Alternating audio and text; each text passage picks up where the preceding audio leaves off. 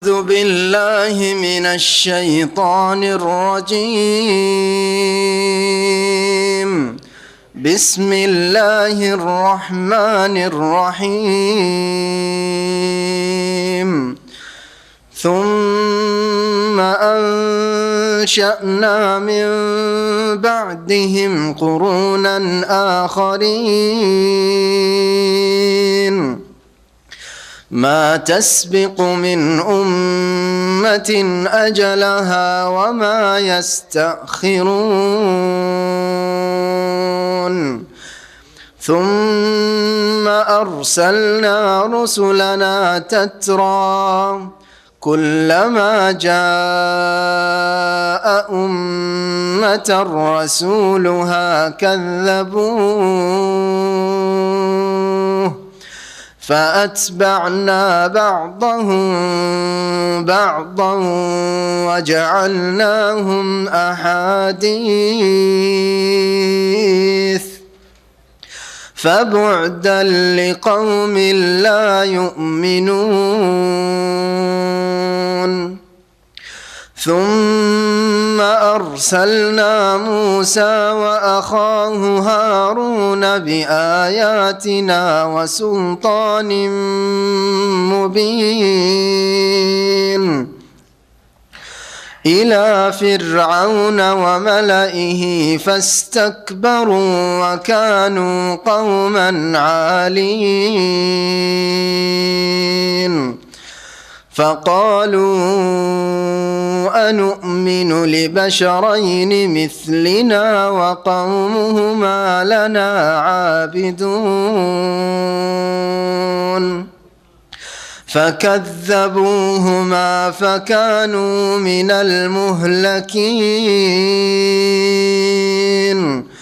ولقد آتينا موسى الكتاب لعلهم يهتدون وجعلنا ابن مريم وأمه آية وآويناهما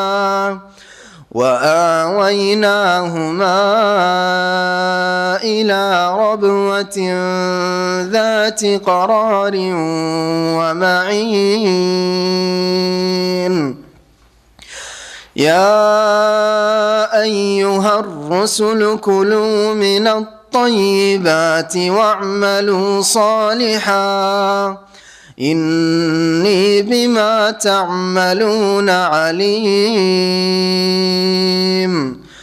وإن هذه أمتكم أمة واحدة وأنا ربكم فاتقون. فتقطعوا أمرهم بينهم زبرا كل حزب بما لديهم فرحون فذرهم في غمرتهم حتى حين أيحسبون أنما نمدهم به من مال وبنين نسارع لهم في الخيرات بل لا يشعرون. السلام عليكم ورحمة الله وبركاته. بسم الله الرحمن الرحيم. الحمد لله رب العالمين والصلاة والسلام على سيد المرسلين نبينا محمد وعلى آله وصحبه أجمعين ومن تبعهم بإحسان إلى يوم الدين. أما بعد فأعوذ بالله من الشيطان الرجيم. ثم أنشأنا من بعدهم قرونا آخرين ما تسبق من أمة أجلها وما يستأخرون ثم أرسلنا رسلنا تترى كلما جاء أمة رسولها كذبوه فأتبعنا بعضهم بعضا وجعلناهم أحاديث فبعدا لقوم لا يؤمنون. সম্মানিত ভাতৃমণ্ডলী, আল্লাহ পাক রব্বুল আলমিনের যাবতীয় প্রশংসা যে আল্লাহ পাক রব্বুল আলমিন তার খাস রহমতে মানব জাতির হেদায়েতের জন্য প্রত্যেক জাতিতে আম্বিয়া রসুলগণকে প্রেরণ করেছেন। আল্লাহ পাক মানব জাতির ওপর দয়া করেছেন, তাদের জ্ঞান বিবেকের ওপর ছেড়ে দেননি ভালো মন্দ যাচাই বাছাই করাকে, বরং তাদের বিবেক বুদ্ধিকে সঠিক হেদায়েত দেওয়ার জন্য, দিক নির্দেশনা দেওয়ার জন্য, রাস্তা দেখানোর জন্য আল্লাহ পাক তার দিনের বিধান নাজল করেছেন, আসমানি কিতাব নাজল করেছেন, আম্বিয়া রসুলগণকে যুগে যুগে প্রেরণ করেছেন। যারা আম্বিয়া রসুলগণের অনুসারী হয়েছে, যারা আল্লাহর দিন মেনেছে, তাদেরকে আল্লাহ পাক সম্মানিত করেছেন। আল্লাহ পাকের রহমত তাদের উপর হয়েছে একাল পরকালে। আর যারা অবাধ্য হয়েছে, যারা অস্বীকার করেছে, আল্লাহ পাক তাদেরকে ধ্বংস করেছেন। আমাদের তাফসীর হবে সূরাতুল মুমিনুন থেকে। সূরাতুল মুমিনুনের আয়াত নম্বর 42 থেকে আজকে দ্বিতীয় পর্ব শুরু হবে তাফসীরের। গত সপ্তাহে আমরা শুরু করেছি এই সূরাতুল মুমিনুনের তাফসীর। আল্লাহ পাক রব্বুল আলামিন ইরশাদ করেছেন, সুম্মা আনশানা মিন বাদিহিম কুরুনান আখারিন।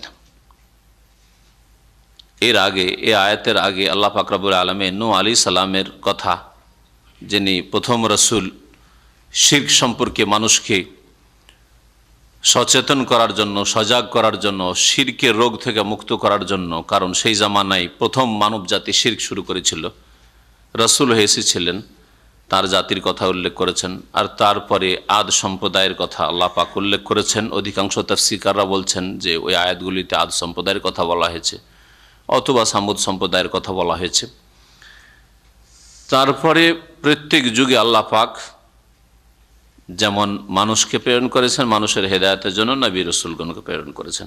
মহান আল্লাহ ইরশাদ করেছেন, সুম্মা আনশানা মিন বাদিহিম কুরুনান আখারিন। অতঃপর আমি এদের পরে, নূহ আলাইহিস সালামের জাতির পরে, আদ সম্প্রদায়ের পরে, এরা হচ্ছে প্রাচীন জাতি মানব জাতির ইতিহাসে, এদের পরে অন্যান্য জাতিকে সৃষ্টি করেছি। আনশা মানে সৃষ্টি করা, ইনশা মানে সৃষ্টি করা, আর কারণ মানে এখানে জাতি। যদি আজকালকার যুগে আরবি ভাষায় কারণ বলা হচ্ছে যুগকে, শতাব্দীকে, কখনো কখনো যুগের ক্ষেত্রে ব্যবহৃত হয়, কিন্তু কোরআনের ভাষায় এখানে জাতিকে বোঝানো হয়েছে। আর যে কোনো জাতি কোনো একটা যুগে কালে এসে থাকে। আখারিন, আখারের বহু বচন, অন্যান্য জাতিকে আল্লাহ পাক প্রেরণ করেছেন। করুন বহু বচন, বহু জাতিকে আল্লাহ পাক প্রেরণ করেছেন। কত জাতি যে এসেছে পৃথিবীতে আর চলে গেছে, কেউ আল্লাহর দিন মেনেছে, আম্বিয়া রসুলগণকে মেনেছে, আর তারা খুশনসিব হয়েছে, ভাগ্যবান হয়েছে। আর কত জাতি যে ধ্বংসপ্রাপ্ত হয়েছে আল্লাহ ভালো জানেন। মা তাসবিকু মিন উম্মাতিন আজালাহা ওয়া মা ইস্তাখিরুন। আল্লাহ পাক বলছেন যে কোন জাতি তাদের নির্ধারিত সময়কে অতিক্রম করতে পারেনি, আর পারেও না। কোন জাতি তাদের নির্ধারিত সময়কে অতিক্রম করতে পারে না, ওয়া মা ইস্তাখিরুন, আর তা বিলম্বিত করতে পারে না। যে কোনো জাতি এসেছে, আল্লাহ পাক তাদের সময় নির্ধারিত করেছেন। ব্যক্তির হোক, যেমন হায়াতের পরে মৌত, আর জাতির হোক, যে জাতি অবাধ্য জাতি হয়েছে আর আল্লাহ পাকের আযাব নেমে এসেছে, আযাবকে তারা ত্বরান্বিত করতে পারেনি, যে সময়ের আগে থাকবো না। অনেক সময় বালা মুসিবতে মানুষ পড়লে থাকতে চায় না, পৃথিবীতে চলে যাব। এই ক্ষমতা নেই কোনো জাতির যে নিজেকে আগেই দুনিয়া থেকে বিদায় করে নেবে। ওয়া মা ইস্তাখিরুন, আর কোনো জাতির ওপর আযাবে এলাহি যখন নাযিল হয়েছে, তখন তাতে তারা কোনো রকমের বিলম্ব করারও কোনো সুযোগ পায়নি। ওয়া মা ইস্তাখিরুন, একটু এদিক ওদিক হয়নি। আল্লাহ পাকের নির্দেশে তাদের আযাব যখন এসেছে। সুম্মা আরসালনা রাসূলানা তাতরা, অতঃপর আমার রাসূলগণকে আমি প্রেরণ করেছি একাদিক্রমে, একের পর এক রসুল পাঠিয়েছি। তাতরা মানে হচ্ছে মুতাতাবিআত, বারবার করে পাঠিয়েছি।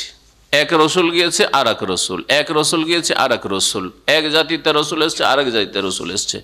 আর তারপরে সেই সময়গুলিতে সারা পৃথিবীর জন্য এক রসুল না, যেমন শেষ নবী মুহাম্মদ সাল্লাল্লাহু আলাইহি ওয়াসাল্লাম সারা পৃথিবীর মানুষের জন্য শেষ রসুল। প্রত্যেক গোত্রে, প্রত্যেক গোষ্ঠীতে, প্রত্যেক সম্প্রদায়ে আল্লাহ পাক রসুল পাঠিয়েছেন।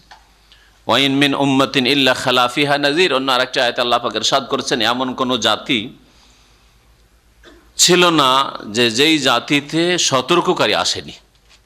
প্রত্যেক জাতিতে আল্লাহ পাক সতর্ককারী নবী রসুল পাঠিয়েছেন। আল্লাহ বলছেন, অতঃপর আমি রসুলগণকে আমার পাঠিয়েছি তাতরা, একের পর এক। কুল্লামা যা উম্মাতা রসুলহা, যখন যখন জাতির কাছে তাদের রসুল এসেছে, যে কোনো জাতির কাছে যখনই রসুল এসেছে, কাযযাবু, অধিকাংশ জাতি মিথ্যা মনে করেছে, অমান্য করেছে, অস্বীকার করেছে। অথচ রসুলগণ সবচেয়ে বেশি সত্যবাদী, রসুলগণ সবচেয়ে বেশি সৎ, আল্লাহ ভীরু। ফাতবানা বাদাহুম বাদান, যখন যে কোনো জাতি অমান্য করেছে, অস্বীকার করেছে, মিথ্যা প্রতিপন্ন করেছে, তখন তাদের একে অপরের সাথে লাগিয়ে দিয়েছি, একে অপরের অনুগামী বানিয়ে দিয়েছি। ফাতবানা বাদাহুম বাদান মানে এক জাতিকে ধ্বংস করেছি, তারপরে আরেক জাতির কাছে রসুল এসেছে। আরেক জাতি যখন অস্বীকার করেছে, আরেক জাতিকে ধ্বংস করে ওই আগের জাতি যে ধ্বংস হয়ে গিয়েছে, জাহান্নামের ইন্ধন এসে তাদের সাথে লাগিয়ে দিয়েছি, তাদের অনুসারী বানিয়ে দিয়েছি।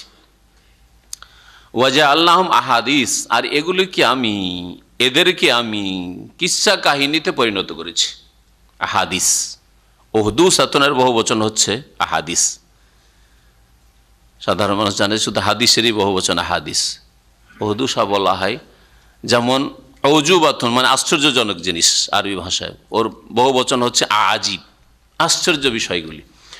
তো আল্লাহ পাক রব্বুল আলামিন এই সব জাতিকে ধ্বংস করে তাদের অবস্থাকে কিসসা কাহিনীতে পরিণত করেছেন।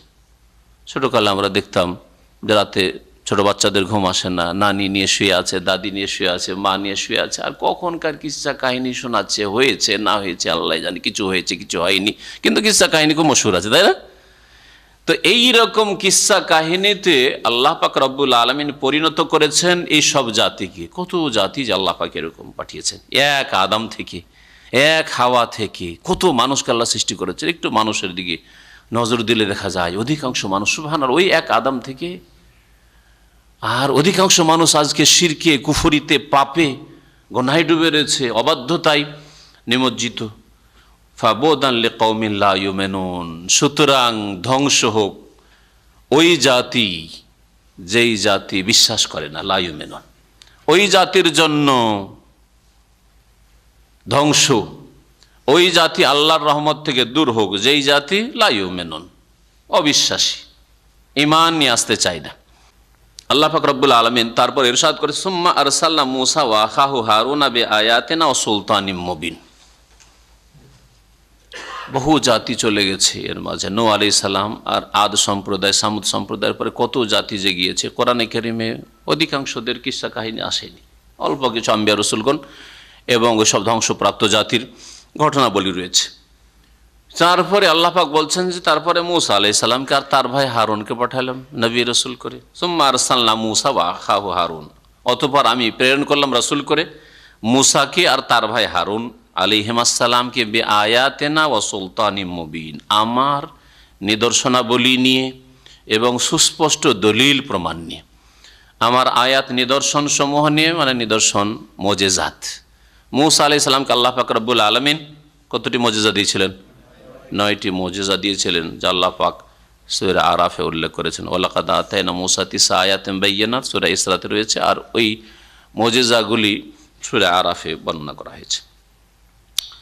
আল্লাহ পাক রব্বুল আলামিন আয়াত দিয়েছেন মানে মোজেজাত দিয়েছেন। সুলতানিম মুবিন মানে সুস্পষ্ট দলিল প্রমাণ, মানে এমন দলিল প্রমাণ আল্লাহকে জানার জন্য, আল্লাহর প্রতি বিশ্বাস স্থাপনের জন্য, আল্লাহ পাকের দিন যে সত্য, মূসা আলাইহিস সালাম যে কোনো মিথ্যা কথা বলছেন না, আল্লাহর পক্ষ থেকে রাসূল এসেছেন, এর জন্য স্পষ্ট দলিল প্রমাণ, যা শুনলে জানলে, মূসা আলাইহিস সালামের কথা শুনলে, তার অবস্থা দেখলেই বিশ্বাস হবে। তারপরেও ফেরাউন এবং ফেরাউনিরা, ফেরাউনের অনুসারীরা অস্বীকার করেছে, অমান্য করেছে। কার কাছে আল্লাহ পাক পাঠিয়েছেন? বলছেন ইলা ফিরআউনা ওয়া মালাইহি, বিশেষ করে ফেরাউন।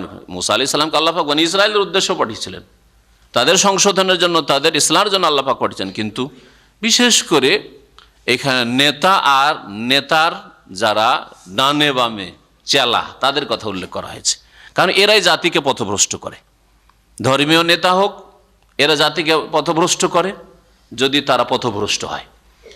আর রাষ্ট্রীয় নেতা যদি পথভ্রষ্ট হয়, ন্যায়পরায়ণ না হয়, সৎ না হয়, তাহলে জাতিকে গোমরাহ করে জাহান্নামের দিকে ঠেলে দেয়। তো ফিরআউন ছিল ওই রকমই জালেম, গোমরাহ, পথভ্রষ্ট, অহংকারী। আল্লাহ পাক বলছেন যে ফিরআউনের কাছে পাঠিয়েছিলাম মূসা আর হারুনকে, ও মালাইহা, আর ফিরআউনের সভা সংসদের কাছে, তার যে সদস্যরা ছিল সংসদের তাদের কাছে পাঠিয়েছিলেন, তার মন্ত্রীরা, তার ডান হাত বাম হাত, ওদের কাছে পাঠিয়েছিলাম। ফাস্তাকবারু, কিন্তু এরা সকলে, ফিরআউন আর ফিরআউনের এই চেলারা চামচারা অহংকার প্রকাশ করেছিল, অহংকার করেছিল। ওয়াকানু কওমান আলিন, আর এই জাতি ফিরআউন এবং ফিরআউনের অনুসারীরা এরা বড় উদ্ধত জাতি ছিল। আল্লাহ পাক রব্বুল আলামিন ইরশাদ করেছেন ফাকালু, এরা কি বলেছিল ফিরআউন আর ফিরআউনের অনুসারীরা, আনুমিনু লিবাশারাইন মিসলিনা, আমরা এমন আমাদের মতোই দুইজন মানুষের প্রতি ঈমান নিয়ে আসবো, বিশ্বাস করব। প্রথম কথা, এরা মানুষ, আমাদের মতোই মানুষ। মূসা আর হারুন মানুষ, মানুষ আমাদের মতোই, মানুষকে বিশ্বাস করবে যে আল্লাহর কথা বলছে, আল্লাহর পক্ষ থেকে তাদের কাছে ঐশী বাণী হচ্ছে, আর তারপরে আমাদের চাইতে তারা জুনিয়র, আমাদের সামনে মানুষ হলো, এরা গরিব, এরা অভাবী, এসব কথা অহংকারীরা হককে, সত্যকে প্রত্যাখ্যান করার জন্য অজুহাত হিসাবে পেশ করেছে।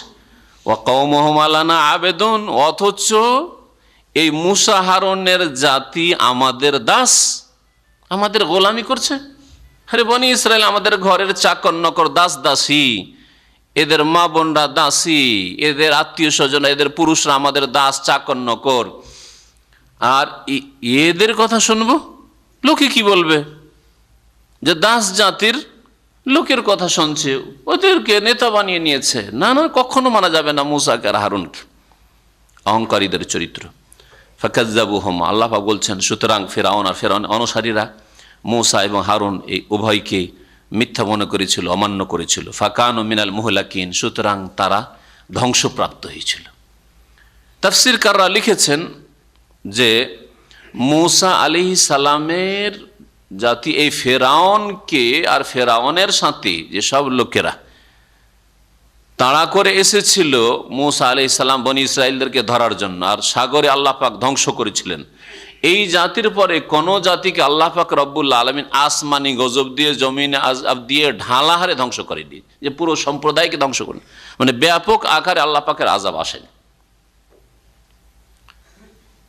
আল্লাহ পাকের আযাব এসেছে, কিন্তু ব্যক্তি পর্যায়ে এসছে, পারিবারিক আযাব এসছে, হ্যাঁ, একটা গ্রামে এসছে, একটা এলাকায় এসছে, কিন্তু পুরো জাতি ধ্বংস, এইরকম করে আল্লাহ পাক রব্বুল আলামিন কোনো জাতিকে ধ্বংস করেননি। যেমন আদ সম্প্রদায়কে ধ্বংস করা হয়েছে, লুত সম্প্রদায়কে ধ্বংস করা হয়েছে, লুত আলাইহিস সালামের জাতিকে, সমুদ সম্প্রদায়কে ধ্বংস করা হয়েছে, নূহ আলাইহিস সালামের জাতিকে ধ্বংস করা হয়েছে, ঢালাহারে ধ্বংস করা হয়েছে, ও জাতি শেষ।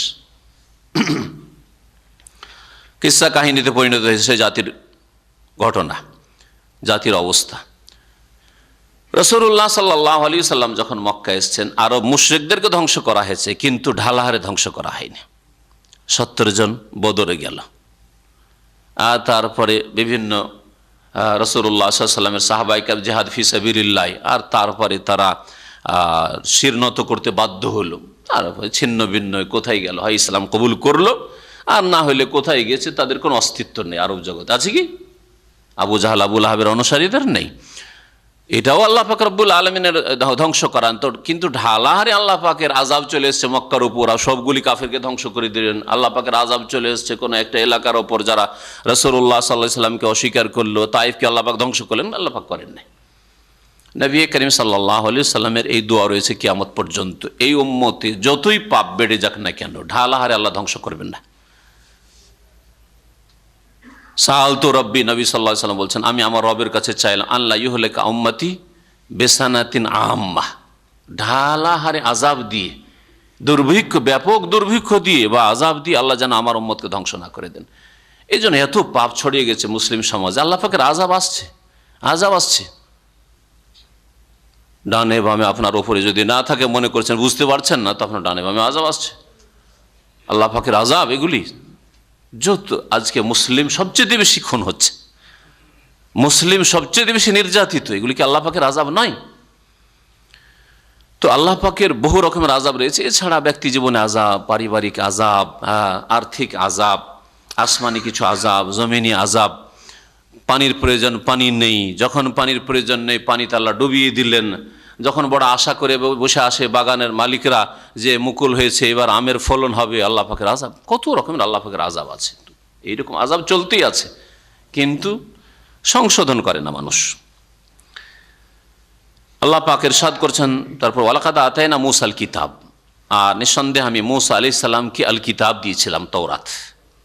আল্লাহ পাকের নাযিলকৃত কিতাব ছিল, যা ইহুদিরা বিকৃত করেছে, তাতে তাহরিফ করেছে, অর্থেরও বিকৃতি ঘটিয়েছে আর শব্দেরও বিকৃতি ঘটিয়েছে, যার ফলে তাওরাত ইনজিলে নবী মুহাম্মদ সাল্লাল্লাহু আলাইহি সাল্লামের যে ভবিষ্যৎবাণী রয়েছে, সেটা মুহাম্মদ সাল্লাল্লাহু আলাইহি সাল্লাম সম্পর্কে বলা হয়েছে, অর্থের বিকৃতি বলছেন না, এটা দিয়ে মুহাম্মদকে বোঝানো হয়নি, এটা দিয়ে মুহাম্মদ সাল্লাল্লাহু আলাইহি সাল্লামকে বোঝানো হয়নি।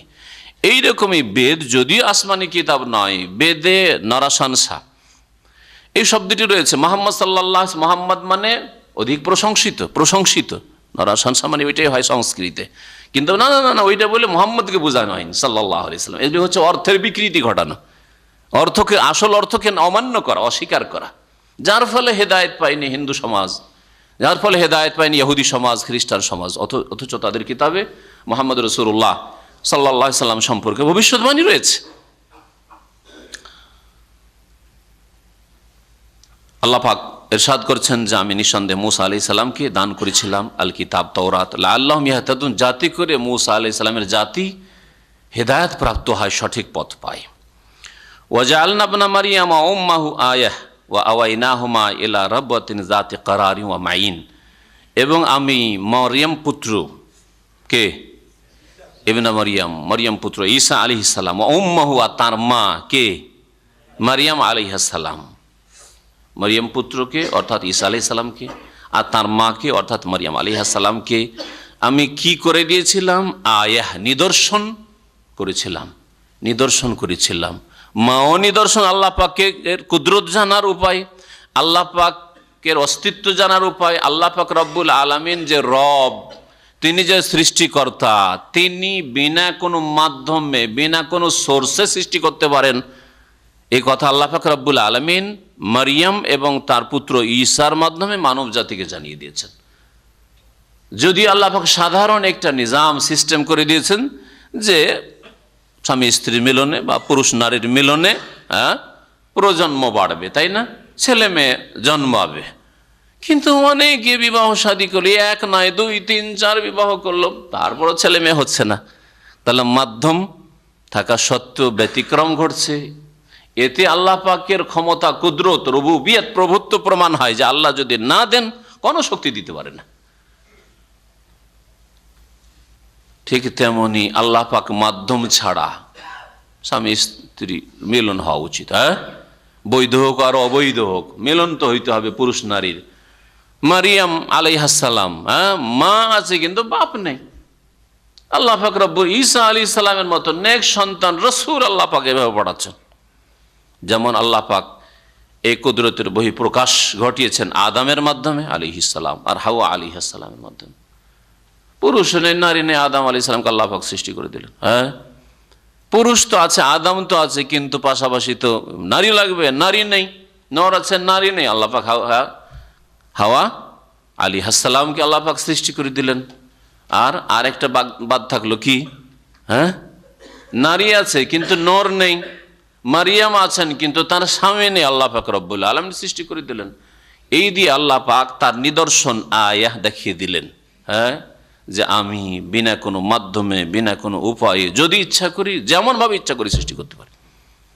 মাটিকে যদি আল্লাহ হুকুম করেন, কোনো কিছু কোনো পুরুষ নারীর প্রয়োজন নেই, মাটিকে আল্লাহ হুকুম করেন, মাটি থেকে মানুষ তৈরি হতে থাকো, একসাথে এতগুলি মানুষ তৈরি হয়ে যাও। আল্লাহ যেন কোনো মুশকিল আছে? কোনো মুশকিল নেই। কোন আল্লাহ বলবেন কোন হও, হয়ে কোন তা হয়ে পড়বে। তো আল্লাহ পাক রব্বুল আলামিন ইরশাদ করছেন যে মারিয়াম পুত্র ঈসাকে আর তার মাকে মারিয়াম আলাইহিস সালামকে আমি আমার নিদর্শন বানিয়েছি। আয়াত বলা হয়, এর আগে অনেকবারই বলিস যারা নিয়মিত আমার তাফসিরে আসছেন, আয়াত দুই রকম, তাই না? একরকম আয়াত হচ্ছে সৃষ্টিগত নিদর্শন, আয়াত মানে নিদর্শন, সৃষ্টিগত নিদর্শন। আয়াতুন কৌনি, আল্লাহ পাকের সৃষ্টিতে আয়াত রয়েছে, সৃষ্টিগত নিদর্শন। মানে আল্লাহ পাক রব্বুল যা সৃষ্টি করেছেন তাতে আল্লাহকে চেনার উপায় রয়েছে। আপনার বডি তো আল্লাহকে চেনার উপায় রয়েছে। আপনার সামনে যা কিছু আল্লাহ পাকে রেখেছেন, গাছপালাই হোক আর পশু পাখি হোক আর সাগর মহাসাগর হোক, আকাশ হোক আর জমিন হোক, সব কিছুতে আল্লাহকে চেনার উপায় রয়েছে। এর নাম হচ্ছে আয়া। জমিন হচ্ছে আয়া, আসমান হচ্ছে আয়াত, আপনার শরীর হচ্ছে আয়া। আল্লাহ পাক রব্বুল সব কিছুতে আল্লাহকে চেনার উপায় আয়াত, নিদর্শন রেখেছেন।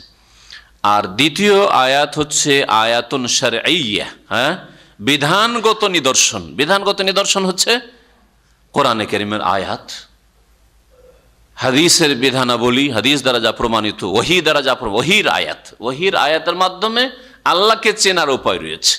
কেউ হয়তো আসমান জমিন দেখে আল্লাহ সম্পর্কে কিছু বুঝতে পারল না, ওর মোটা খাই মোটা বুঝে অতদূর পর্যন্ত ব্রেন গেল না, অথচ ক্ষুদ্র একটা এই বোতলটা এমনিতে তৈরি হয়েছে না, কোথাও তৈরি হয়েছে, কেউ তৈরি করেছে, কোনো ফ্যাক্টরি তৈরি হয়েছে, এটা বুঝতে পারছে।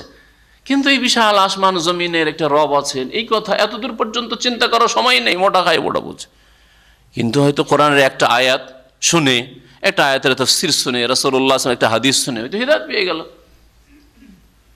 তো আয়াতের মাধ্যমে আল্লাহকে চেনা যায়, সে সৃষ্টিগত আয়াত হোক, আয়াতে কৌনিয়া হোক, আর শরীয়তগত বিধানগত আয়াত হোক, আয়াতে শরঈয়া হোক। আল্লাহ পাক সৃষ্টিগত আয়াত নিদর্শন বানিয়েছেন ঈসা আলাইহিস সালামকে এবং তার মাকে। ওয়া আওয়াইনাহুমা ইলা রাবওয়া, আর আমি এই উভয়কে আশ্রয় দিয়েছিলাম, মারিয়ামকে এবং তার পুত্র ঈসাকে আশ্রয় দিয়ে ইলা রাবওয়াতিন, এক উচ্চ স্থানে। রাবওয়া বলা হয় উচ্চ স্থানকে, কারণ উঁচু জায়গা কে বলা হয় রাবওয়া। যাতে কারার, যা ছিল নিরাপদ, নিরাপদ উচ্চ স্থানে। ও মাইন, এবং যা ছিল ঝর্ণা বিশিষ্ট। এমন এক জায়গায় মারিয়াম আলাইহিস সালাম এবং তার পুত্র ঈসা আশ্রয় নিলেন এসে, যেখানে কি ছিল, যেটা ছিল নিরাপদ স্থান। কারণ মানুষ কোথাও বসবাসের জন্য নিরাপত্তা চায়। আপনি যে কোনো জায়গায় ঘর বাঁধেন, বাড়ি করেন, বসবাস শুরু করেন, তার আগে দেখবেন যে এখানে সেফটি আছে কিনা, তাই না? এখানে আমি আমার ছেলে মেয়ে নিয়ে নিরাপদ থাকতে পারবো কি পারবো না? রে, এইখানে অবস্থা খারাপ, চোর ডাকাতের বাস, সন্ত্রাসীদের বাস, খনিদের বাস, এখানে বসবাস করলে মুশকিল হয়ে যাবে। কখনো বাড়ি বাঁধবেন না, এই মূর্খামি করবেন না। আল্লাহ পাক রব্বুল যাত করার বলেছেন ওই জায়গা। তারপরে উঁচু স্থান, উঁচু স্থানে রব্বুর তাফসীর করতে গিয়ে আরো অনেক কথাই তাফসীরকাররা বলেছেন। বলছে ওই জায়গাতে শাকসবজির ব্যবস্থা ছিল, ফলমূল গাছপালা ছিল, গাছপালা একেবারে নিচু যদি হয়, জলাশয় হয়, তাহলে পানিতেই ডুবে থাকে, এরকম জায়গা ছিল না। তারপর আমাদের দেশে ভিটে মাটি, ভিটে মাটি এমনি জমিন থেকে উঁচা হয়, হয় না? হ্যাঁ, বসবাসযোগ্য তাহলে এলাকা ছিল। সেখানে আমি আশ্রয় দিয়েছিলাম মারিয়াম এবং তার পুত্র ঈসা আলাইহিস সালামকে। তার নিরাপত্তাও আছে, বসবাসযোগ্য উঁচু জায়গা, আর তারপরে সেখানে ফসল পানি খাদ্যের ব্যবস্থা রয়েছে, আর খাওয়ার সাথে সাথে পানির প্রয়োজন, যে আল্লাহ বলছেন মাইন, আর ঝর্ণাও ছিল পাশে। এমন উঁচু জায়গা না যে পানি পাওয়া যায় না, এইরকম নয়, বরং মাইন, সেখানে ঝর্ণারও ব্যবস্থা ছিল। এই জায়গা কোন জায়গা, এই সম্পর্কে তাফসীরকারদের কয়েকটি মত রয়েছে। একদল বলেছেন যে সেটা হচ্ছে দামেস্ক, দামেস্কে আল্লাহ পাক তাদেরকে বসবাস করিয়েছিলেন। কেউ বলছেন সেটা ছিল প্যালেস্টাইনের রামাল্লাহ, আর আরেক দল বলছেন যে সেটা ছিল ওই সময়ের কথা, ওই সময়ের ইঙ্গিত করা হয়েছে যখন ঈসা আলাইহিস সালাম ভূমিষ্ঠ হচ্ছিলেন। ঈসা আলাইহিস সালাম যখন ভূমিষ্ঠ হলেন, সেই সময় মারিয়াম আলাইহিস সালাম কোথায় এসেছিলেন, সূরা মারিয়ামের তাফসীর এর আগে আলোচনা করা হয়েছে। হ্যাঁ, বলতে পারেন? আল্লাহ পাক বললেন যে তোমার ওপরে কি আছে, খেজুর গাছ আছে, হুজ্জি ইলাইকি বিজিযইন নাখলা, খেজুর গাছ, তাহলে খাবার ব্যবস্থা আছে। হ্যাঁ, আর আল্লাহ পাক ঝর্ণার কাদ জাআলা রাব্বুকা তাহতাকা সারিয়া, একটু নিচের দিকে দেখো, তোমার জন্য ঝর্ণারও ব্যবস্থা আছে, পানিরও ব্যবস্থা আছে। হ্যাঁ, ফাকুলি ওয়াশরাবি ওয়াকাররি আইনা, সুতরাং মারিয়াম তুমি পানাহার করো, খাও, খেজুর খাও, ওয়াশরাবি, আর এই ঝর্ণা থেকে পানি পান করো, হ্যাঁ, পরিষ্কার পরিচ্ছন্ন পানি, হ্যাঁ, ওয়াকাররি আইনা, আর শিশু দেখে চক্ষু শীতল করো, চোখ ঠান্ডা করা। আর কোনো চিন্তা করিও না। কেউ যদি কিছু বলে তোমাকে যে কি কাজ করেছো তুমি, এ কোন অপকর্ম করেছো, কোথা থেকে এই শিশু তুমি নিয়ে আসলে, এই তো যারও সন্তান, তাহলে বলো ইন্নী নাযারতু লির-রহমানিস সাওমা ফালা নুকাল্লিমা আল-ইয়াওমা ইনসিয়া, আমি আল্লাহর উদ্দেশ্যে, রহমানের উদ্দেশ্যে সে আমি রোজার মান্যত করেছি, সুতরাং এই রোজায় আমি কথা পর্যন্ত বলবো না। বা সেই যুগে রোজায় আরো কঠোরতা ছিল যে রোজায় পানাহারও ত্যাগ করতে হবে আর কথা বলাও ত্যাগ করতে, নীরব থাকতে হবে সারাদিন ধরে। এই রোজা যদি আল্লাহ আমাদের ফরজ করে দিন তাহলে কি অবস্থা হইতো? হ্যাঁ, সুবহানাল্লাহ। বাড়িতেও থাকা মুশকিল, কখন অনিচ্ছাকৃত বিবির সাথে কথা হয়ে যায়, হ্যাঁ, অনিচ্ছাকৃত ছেলে মেয়েদের সাথে কথা হয়ে যেতে পারে। বাচ্চাদেরকে রাত্রে যখন ঘুম দেন তখন বারবার করে চুপ, এই চুপ কর, আর কথা বলবে না, দেবো মার। কিন্তু তারপরে দেখেন 1-2 মিনিট পর আবার একবার কথা বলে বসে আছে। অথবা আপনি বলছেন যে তোমরা কথা বলবে না, আমিও কথা বলবো না, আপনি আরেকবার কথা বলে বসে আছেন, তাই না? হচ্ছে না, সামলাতে পারছেন না। তাই এই রোজা কত কঠিন রোজা ছিল। আর ইশারা ইঙ্গিত করো যে তোমার বাচ্চার দিকে সাথে কথা বল। তোমরা যদি সন্দেহ করো আমার সম্পর্কে, আমার চরিত্র সম্পর্কে, তাহলে এই শিশুর সাথে কথা বলো। যাই হোক, ও কিসসা ঘটনা তাফসীরে সূরা মারইয়ামে রয়েছে, যারা অতিরিক্ত জানতে চান সেখানে জেনে নেবেন। তো আল্লাহ পাক রব্বুল আলামিন এই জায়গায় যে তুমি যাও, হ্যাঁ, লোক সমাজে থাকলে সমালোচনা বেশি হবে, যাও খেজুর গাছের তলায়, ছেলে ভূমিষ্ঠ হইল, আর ওখানে পানির ব্যবস্থা আছে, খেজুর আছে। আর এই সময় খেজুর অত্যন্ত শক্তিশালী। প্রসূতির সময়, ছেলে মেয়ে ভূমিষ্ঠ হওয়ার সময় খেজুর অত্যন্ত শক্তিশালী। আল্লাহ পাকের বড় হিকমত রয়েছে, তার জন্য আল্লাহ পাক খেজুর ব্যবস্থা করে দিচ্ছেন। এইদিকে ইঙ্গিত করা হয়েছে, আল্লাহু আলাম। মহান আল্লাহ, আর সেটা ছিল বাইতুল মুকাদ্দাস। তাহলে তৃতীয় বক্তব্য হচ্ছে এই জায়গা যে উঁচু স্থান, মানে বাইতুল মুকাদ্দাসকে বোঝানো হয়েছে, যেটা প্যালেস্টাইনে, আর তৃতীয় পবিত্র মসজিদ সেখানে। আল্লাহ পাক রব্বুল আলামিন তারপরে সমস্ত রাসূলগণকে, নবীগণকে যে নেক আমলের কথা বলেছেন, নির্দেশ দিয়েছেন, আর হালাল খেতে বলেছেন, এই বিষয়টি উল্লেখ করেছেন। এই নির্দেশ যেমন আল্লাহ পাক আম্বিয়া রসুলগণকে দিয়েছেন, তেমন জনসাধারণকেও দিয়েছেন, প্রত্যেক মানুষকে দিয়েছেন, মুমিনদেরকেও দিয়েছেন, তোমরা হালাল খাও। ইয়া আইয়ুহার রাসূল, হে রাসূলগণ, কুলু মিনাত তাইয়্যিবাত, তোমরা পাক পবিত্র ভক্ষণ করো। পাক পবিত্র মানে হালাল খাও, হারাম খেও না। হারাম হচ্ছে 2 রকম। এক রকম হারাম যে সেগুলি আসলে আল্লাহ পাক হারাম করেছেন, ওই জিনিসগুলি হারাম, যেমন মদ আসলে হারাম, তাই না? ওগুলো আল্লাহ হারাম করেছেন। আর এই রকমই এটা পানি, হালাল না হারাম? কিন্তু পানিটা যদি চুরি করা হয়, তা আসলে পানিটা হারাম ছিল না, কিন্তু বহিরাগত কারণে সেটা হারাম হয়ে গেল। হ্যাঁ, টাকা পয়সা রিয়াল কি হারাম? কিন্তু চুরি করা তাহলে হারাম, হারাম রিজিক। হ্যাঁ, সুদের টাকা, সুদের মাধ্যমে যে টাকা আছে, ঘুষের মাধ্যমে যে টাকা আছে, ঘুষের মাধ্যমে কার আসছে, আজকাল ভিলা ঘুষ দেওয়া হচ্ছে, বড় বড় ভিলা তৈরি করে বড় বড় অফিসারদেরকে। হ্যাঁ, তারপরে কার চাবি ধরিয়ে দেওয়া হচ্ছে যাতে বুঝতেই না পারে যে কি কি দিল না দিল, ঘুষ। তাহলে গাড়িটা তো হারাম না ব্যবহার করা, তাই না? হ্যাঁ, বাড়িটা ব্যবহার করা তো হারাম নাই, কিন্তু যেহেতু ঘুষের, হ্যাঁ, সেজন্য হারাম হয়ে গেল। তো আল্লাহ পাক রব্বুল আলামিন এই সবগুলিকে খাবায়েস বলেছেন। মদ হচ্ছে খাবায়েস, হ্যাঁ, শুকুর হচ্ছে খাবায়েস, কুকুর হচ্ছে খাবায়েস, বিড়াল হচ্ছে খাবায়েস, হ্যাঁ, কীট পতঙ্গ খাওয়া হচ্ছে খাবায়েস, এগুলি তাইয়্যিবাত নয়। এইরকমই বিড়ি, সিগারেট, তামাক জাতীয় জিনিস হচ্ছে খাবায়েস, এগুলি খাবায়েস। খাবায়েস আল্লাহ পাক হারাম করেছেন। আল্লাহ পাক আম্বিয়া রাসূলগণকে এই জন্য পাঠিয়েছেন যে তারা যুগে যুগে খাবায়েস, নোংরা বস্তুকে তারা হারাম ঘোষণা করে। সমস্ত নবীরা কখনো নোংরা বস্তুকে তারা হালাল করেন নাই। আর খাবায়েস আপনার বহিরাগত কারণে আপনার পোশাক পরিচ্ছদ হারাম হয়ে যেতে পারে। কাপড় আসল হচ্ছে হালাল, কিন্তু কাপড়টা যেহেতু হারাম পোশাক, সেজন্য এটা হারাম পোশাক পরে আছেন আপনি। খাবায়েস আল্লাহ পাক রব্বুল আলামিন ইরশাদ করছেন, হে রাসূলগণ, কুলু মিনাত তাইয়্যিবাত, তোমরা হালাল পাক পবিত্র ভক্ষণ করো, খাও, আহার করো, ওয়ামালু সালেহান, আর সৎকর্ম করো, নেক আমল করো। তাহলে বোঝা গেল দুটো কথা পাশাপাশি আল্লাহ বর্ণনা করেছেন, এর হিকমত রয়েছে যে হালাল খেলে নেক আমল কাজে আসবে। হালাল যদি খাও, তাইয়্যিবাত পাক পবিত্র খাও, তাহলে নেক আমল করে কাজে আসবে, দোয়া কবুল হবে। আর যদি হারাম খাও, হারামের সংমিশ্রণ থাকে, তাহলে দোয়া কবুল হবে না। যেমন নবী করিম সাল্লাল্লাহু আলাইহি সাল্লামের হাদিস রয়েছে, ইবাদত আপনার ফরজ ওয়াজিব যদি আদায় হয়েই যায়, হয়তো হারাম খাচ্ছেন আর নামাজ পড়ছেন, তো নামাজের ফরজটা আদায় হয়ে যাবে, কিন্তু নামাজের যে ফলাফল, রেজাল্ট হওয়া উচিত, সেই রেজাল্ট আপনার জীবনে পাওয়া যাবে না। নামাজ আপনাকে অশ্লীলতা থেকে, অন্যায় কাজ থেকে বিরত রাখবে, পাপ থেকে বিরত রাখবেন না। আপনার হারাম খাওয়ার কারণে আপনার নামাজ দিয়ে ওই রেজাল্ট হয় না। অশ্লীলতার জীবনযাপন, পাপের জীবনযাপন, অসৎ জীবনযাপন, হারাম খাওয়ার জীবনযাপন চলতি আছে। আল্লাহ পাক রব্বুল আলামিন নেক আমল করতে বলেছেন হালাল খেয়ে। আর নবী করিম সাল্লাল্লাহু আলাইহি সাল্লামের আরেকটি হাদিস রয়েছে যাতে আমাদের জন্য সতর্কবাণী রয়েছে।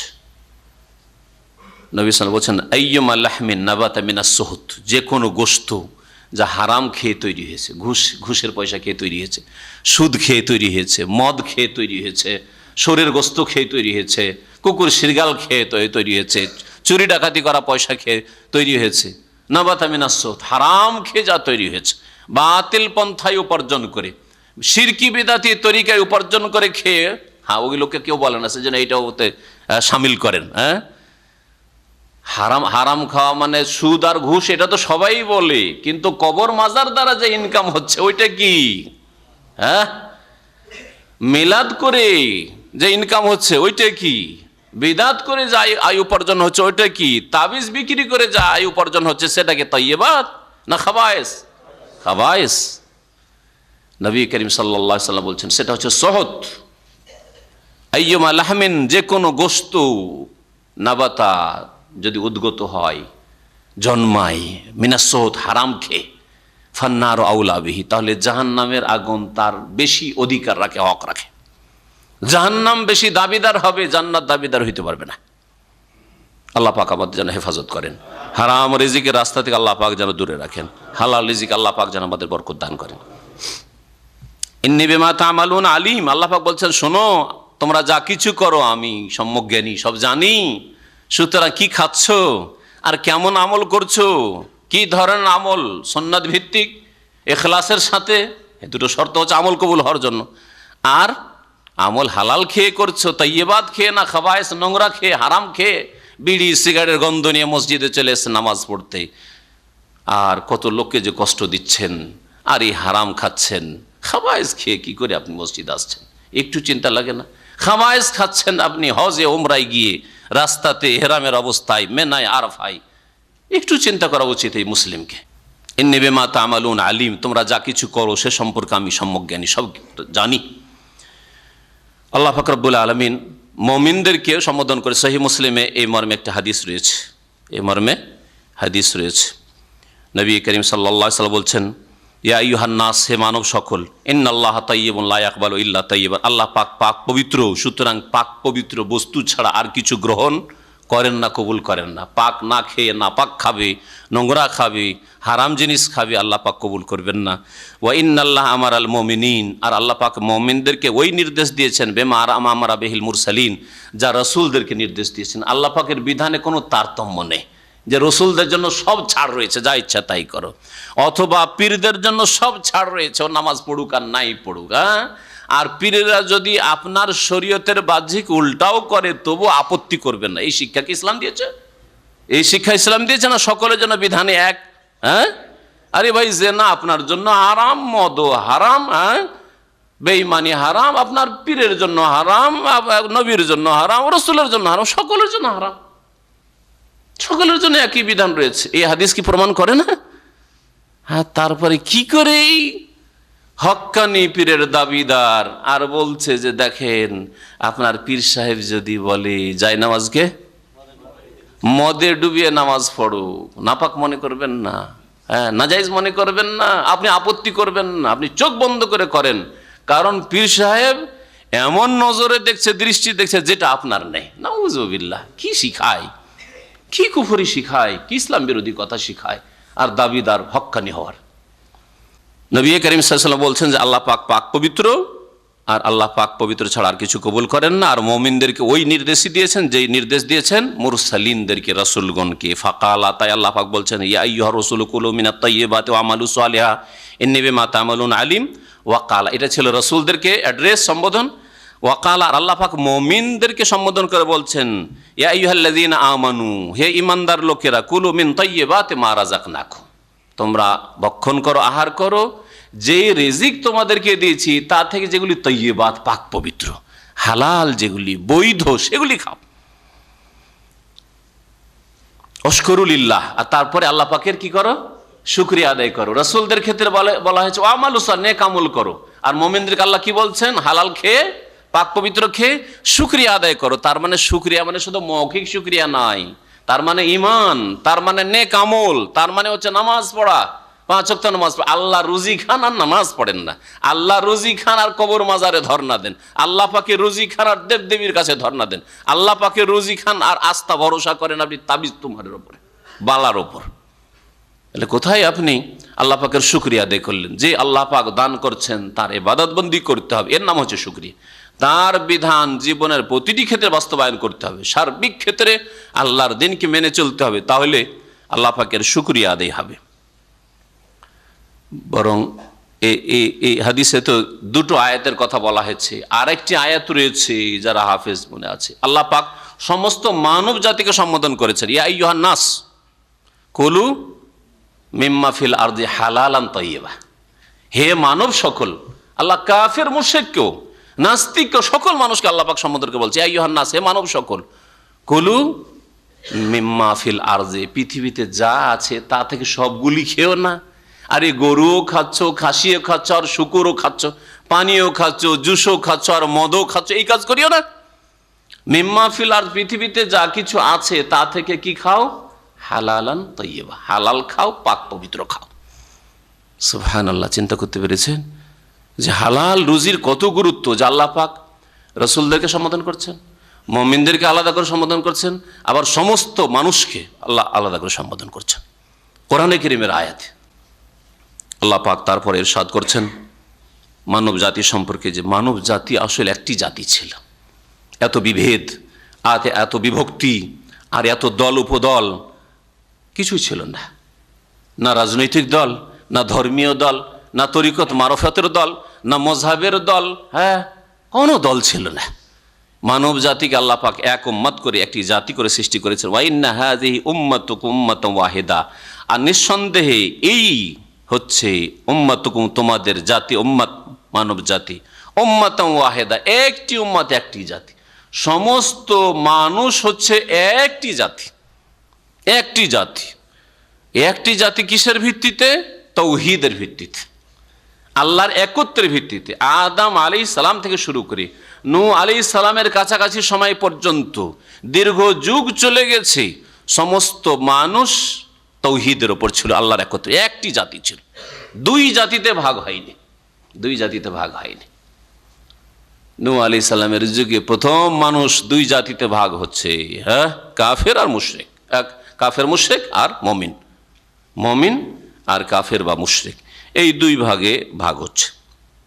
দেখেন প্রথম তাহলে বিভাজন, প্রথম বিভক্তি আকীদা, বিশ্বাসের ভিত্তিতে, বিশ্বাস ফেতের ভিত্তিতে। এই জন্য আকীদার, বিশ্বাসের ঐক্য সবচেয়ে বড় ঐক্য, আর বিশ্বাসের শত্রুতা সবচেয়ে বড় শত্রুতা। আকীদা, আমলের, বিশ্বাসের বন্ধুত্ব সবচেয়ে বড় বন্ধুত্ব। এই রিলেশন, এই সম্পর্ক সবচেয়ে মজবুত সম্পর্ক। এই সম্পর্ক কেউ ছিন্ন ভিন্ন করতে পারে না যতক্ষণ পর্যন্ত তাওহীদ আছে, সহি আকীদা আছে, সহি রাস্তার ওপর, সিরাতে মুস্তাকিমের ওপর মানুষ আছে। আল্লাহ পাক বলছেন নিঃসন্দেহে এই হচ্ছে উম্মাতুকুম, তোমাদের জাতি, মানব জাতি, উম্মাতান ওয়াহিদা, একটি উম্মাত যা তাওহীদের উপর প্রতিষ্ঠিত। ওয়া আনা রব্বুকুম, আর শোনো আমি হচ্ছে তোমাদের সকলের রব, সকলের প্রতিপালক। আল্লাহ পাক সকলকে খেতে দিচ্ছেন, সকলকে সৃষ্টি করেছেন, সকলকে আল্লাহ শ্বাস প্রশ্বাস নেওয়ার সুযোগ দিচ্ছেন, সকলকে আল্লাহ হায়াত দিয়েছেন, আর মওত দেবেন একমাত্র তিনি। সকলের উত্থান পতন, ভালো মন্দ, সুস্থতা অসুস্থতা সব কিছুর মালিক আল্লাহ পাক রব্বুল আলামিন। ওয়া আনা রব্বুক, আমি তোমাদের রব। রুবুবিয়াত মানে আল্লাহ পাকের কাজ, যে আল্লাহ পাক একক, আল্লাহর সাথে কোনো শরীক নেই। ফাত্তাকুন, সুতরাং তোমরা আমাকেই ভয় করো, ফাত্তাকুন, আমাকে ভয় করো, আমার দিন মেনে চলো। ফাতাকাত্তাউ আমরাহুম বাইনাহুম যুবরা, কিন্তু মানব জাতি তাদের ধর্মীয় বিষয় কি, আমরাহুম তাদের কাজকে মানে ধর্মীয় কাজ কি, তাদের মাঝে টুকরো টুকরো করে বিভক্ত হয়ে গেল। তাকাত্তাউ মানে বিভক্ত হয়ে গেল, কিতাআতুন মানে একটা পার্টস, টুকরো। তো তাকাত্তাউ মানে তারা টুকরো টুকরো হয়ে গেল, বিভক্ত হয়ে গেল। আর জবরান, জবরান মানে হচ্ছে, ওটার মানে হচ্ছে টুকরো হয়ে যাওয়া, তার মানে ছিন্ন ভিন্ন হয়ে তারা কি হয়ে গেল, তাদের মাঝে তাদের বিষয়কে মানে তাদের দিনের বিষয়কে, তৌহিদের বিষয়কে বিভক্ত করে ফেলল, বিভিন্ন জাতিতে পরিণত হইল। প্রথম কাফের মুশরিক একটা দল, আর মমিন। মমিন সকলেই ছিল, মমিন মুসলিম ছিল, সবাই আত্মসমর্পণকারী ছিল। অবাধ্য হইল, কাফের হইল। হ্যাঁ, মুয়াহিদ ছিল, একত্ব প্রতিষ্ঠাকারী ছিল, মুশরিক ও বহুত্ববাদী হইল। আর তারপরে শিরকের বহু ধরন, বহু প্রকরণ আর বহু পন্থা তৈরি হইল। আল্লাহ পাক রব্বুল আলামিন মানব জাতির স্বভাব সম্পর্কে বলছেন যে যারাই এইরকম ছিন্ন ভিন্ন হয়েছে, বিভক্ত হয়েছে, কুল্লু হিজবিন বিমা লাদাইহিম ফারিহুন, প্রত্যেকটি দল, হিজব মানে হচ্ছে দল, প্রত্যেকটি দল বিমা লাদাইহিম যা তাদের কাছে রয়েছে মতাদর্শ, তা নিয়ে ফারিহুন আনন্দিত রয়েছে, উল্লাসিত রয়েছে, খুব আমোদ ফুর্তিতে আছে। প্রত্যেকটি জাতি, যে কোনো জাতিকে আপনি জিজ্ঞাসা করেন যে তুমি তোমার ধর্মের ওপর তোমার চেতনা কি, তোমার মনোভাব কি, বলছে আমি ঠিক পথে আছি, আমরাই ঠিক করছি। মুসলিম ফিরকাগুলিকে, দল উপদলকে, যে কোনো জাতিকে জিজ্ঞাসা করে শিরক বিদআতে ডুবে আছে। রাসূলুল্লাহ সাল্লাল্লাহু আলাইহি ওয়াসাল্লামের হাদিস নিয়ে আসা বিধান কোরআন হাদিসের সাথে দূরের সম্পর্ক নাই, অনেক দূরে চলে গেছে। তারপরে জিজ্ঞাসা করেন যে একটু চিন্তা করে বলেন তো হকের পথে কি আছে, বলছে আমরাই হকের পথে আছি। সবাই নিজ নিজ মতাদর্শ নিয়ে উল্লাসিত, ফারিহুন। যেই আনন্দকে আল্লাহ পাক পছন্দ করেন না। বাতিলের উপর আনন্দিত হওয়া, হকের উপর, সত্যের উপর নয়, সহিহ আকীদার উপর নয়, আল্লাহ পাকের তৌহিদের উপর নয়, রাসূলের অনুসরণের উপর নয়, বরং কুপ্রবৃত্তির অনুসরণ আর বাপদাদার দোহাই পাড়া, আর এতদিন ধরে আমরা করে আসছি, আমরা মেজরিটি, এইসবের দোহাই দেওয়া, মেজরিটির দোহাই দেওয়া, এগুলিকে আল্লাহ পাক কখনো পছন্দ করেন না, এগুলিকে স্বীকৃতি আল্লাহ পাক দেন নাই। ফাজারহুম ফি গামরাতিহিম হাত্তা হিন, আল্লাহ পাক বলছেন নবী মুহাম্মদ সাল্লাল্লাহু আলাইহি সাল্লামকে, সুতরাং হে নবী তুমি তাদেরকে ছেড়ে দাও। জার মানে ছেড়ে দাও, ওয়াজারা ইয়াজারও ঠিকই। ফি গামরাতিহিম তাদের অজ্ঞানতায়, গামরা মানে হচ্ছে অজ্ঞানতা, জাহালাত, উদাসীনতায় ছেড়ে দাও। হাত্তা হিন কিছু কাল পর্যন্ত, কিছু সময় আল্লাহ পাক রহম করেন, যে কোনো অবাধ্য জাতিকে আল্লাহ পাক কিছুদিন সময় দেন। আল্লাহ পাক রব্বুল আলামিন আরব মুশরিকদেরকে মক্কায় 13 বছর আর বদর দ্বিতীয় হিজরিতে 15 বছর সময় দিয়েছেন, তাই না? 15 বছর সময় দিয়েছেন আল্লাহ পাক রব্বুল আলামিন। হাত্তা হিন কিছু কাল পর্যন্ত তাদের ছেড়ে দাও। আয়াহসাবুন তাদের কি ধারণা, যে কোনো কাফের সম্পর্কে, নবী সাল্লাল্লাহু আলাইহি ওয়াসাল্লামের জামানার হোক আর এই 1400 বছরের ইতিহাসের হোক, আর কিয়ামত পর্যন্ত যত অবাধ্যরা আসবে, কাফের মুশরিক আসবে, আল্লাহ দ্রোহীরা আসবে, সকল সম্পর্কে আল্লাহ বলছে আয়াহসাবুন তারা কি এই ধারণা করে, আন্নামা নুমিদ্দুহুম বিহি মিন মালিন ওয়া বানিন, যে আমি তাদেরকে যে সাহায্য করেছি ধন সম্পদ এবং সন্তানাদির প্রাচুর্য দিয়ে, ধন সম্পদ যে দিয়েছি আর সন্তানাদি দিয়েছি, এই দিয়ে যে আমি সাহায্য করেছি তাদেরকে, সুখী করেছি, এটাতে কি তারা প্রতারিত হয়ে রয়েছে, ধোঁকা খেয়ে আছে? নোসারে ওলাহম ফিল খাইরা, তাদের জন্য আমি কল্যাণ সমূহকে ত্বরান্বিত করেছি। আমি কি তাদের জন্য কল্যাণ ত্বরান্বিত করতে চাই যে তাদেরকে কল্যাণ দিয়েছি? না, বাল্লায়া শরুন, বরং এরা নির্বোধ, বুঝে না। এদের পরীক্ষা, এদের দাপট প্রভাব পরীক্ষা, এদের ক্ষমতা পরীক্ষা, এদের ধন সম্পদ পরীক্ষা, এদের জনবল পরীক্ষা এগুলি। তাহলে কারো যদি ছেলে মেয়ে বেশি হয়, আজকাল তো ছেলে মেয়ে বেশি হওয়াকে আবার নিয়ামত মনে করছে না, মুসিবত মনে করছে।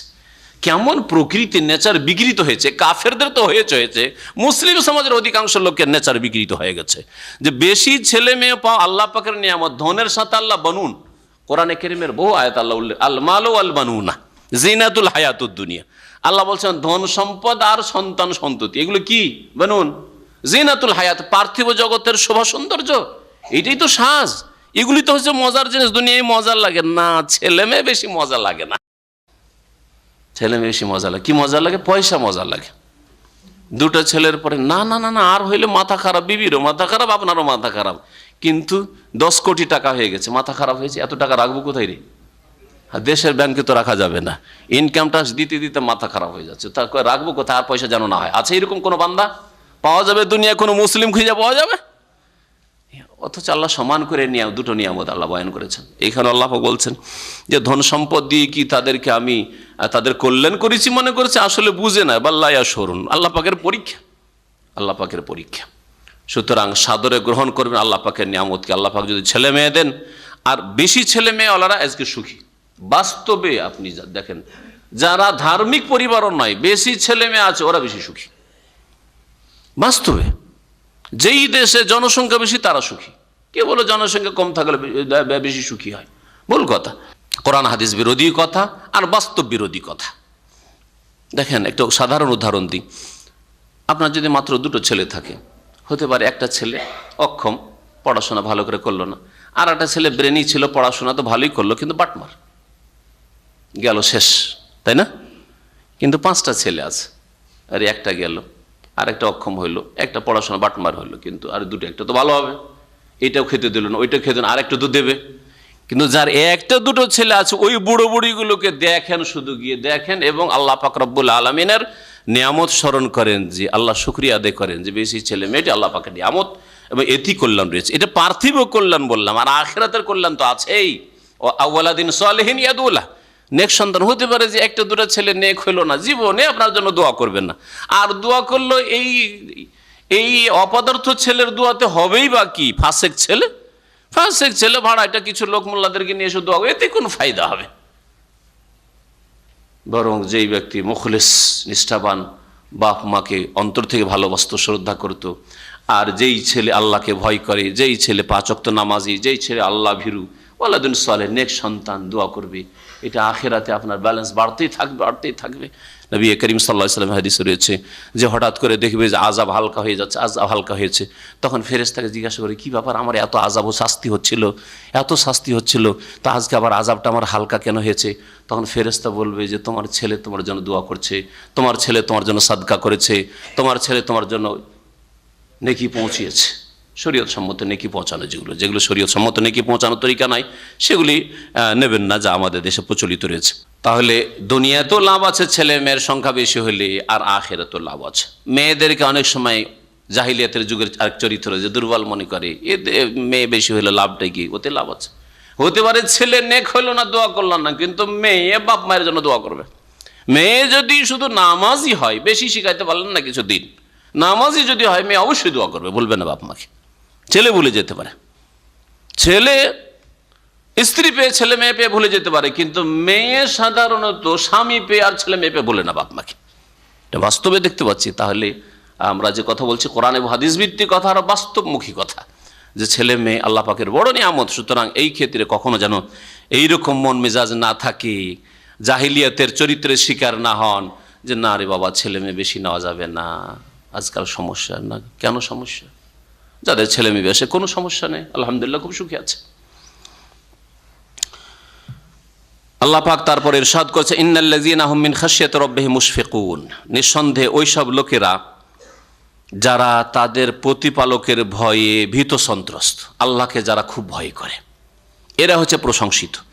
ওয়াল্লাযীনা হুম বিআয়াতি রাব্বিহিম ইউমিনুন, আর যেসব লোকেরা তাদের প্রতিপালকের নিদর্শনাবলীর প্রতি বিশ্বাসী, আল্লাহ পাকের নিদর্শনগুলিকে বিশ্বাস করে, সৃষ্টিগত নিদর্শনকে বিশ্বাস করে। সুতরাং আল্লাহ পাক কোথাও কিছু ঘটালে বা আল্লাহ পাকের সৃষ্টিতে যা কিছু আছে তা দেখে ঈমান বাড়ায়, ঈমান বৃদ্ধি করে, সৎকর্মশীল হয়। আল্লাহ মুখে আকাশের দিকে তাকালে, নির্জনে চিন্তাশীল হয়ে তাকালে, তারকাগুলির দিকে তাকালে, চাঁদের দিকে তাকালে, সূর্যের দিকে তাকালে, সাগরের দিকে তাকালে, সেখানে হেদায়েত পায়। আকাশ পথে যখন সফর করছে, সুবহানাল্লাহ, আল্লাহ পাক কিভাবে আমার হেফাজত করেছেন, আমাদের হেফাজত করেছেন। আল্লাহ যদি এই ক্ষমতা না দিতেন তাহলে কি আকাশ পথে সফর করা সম্ভব ছিল?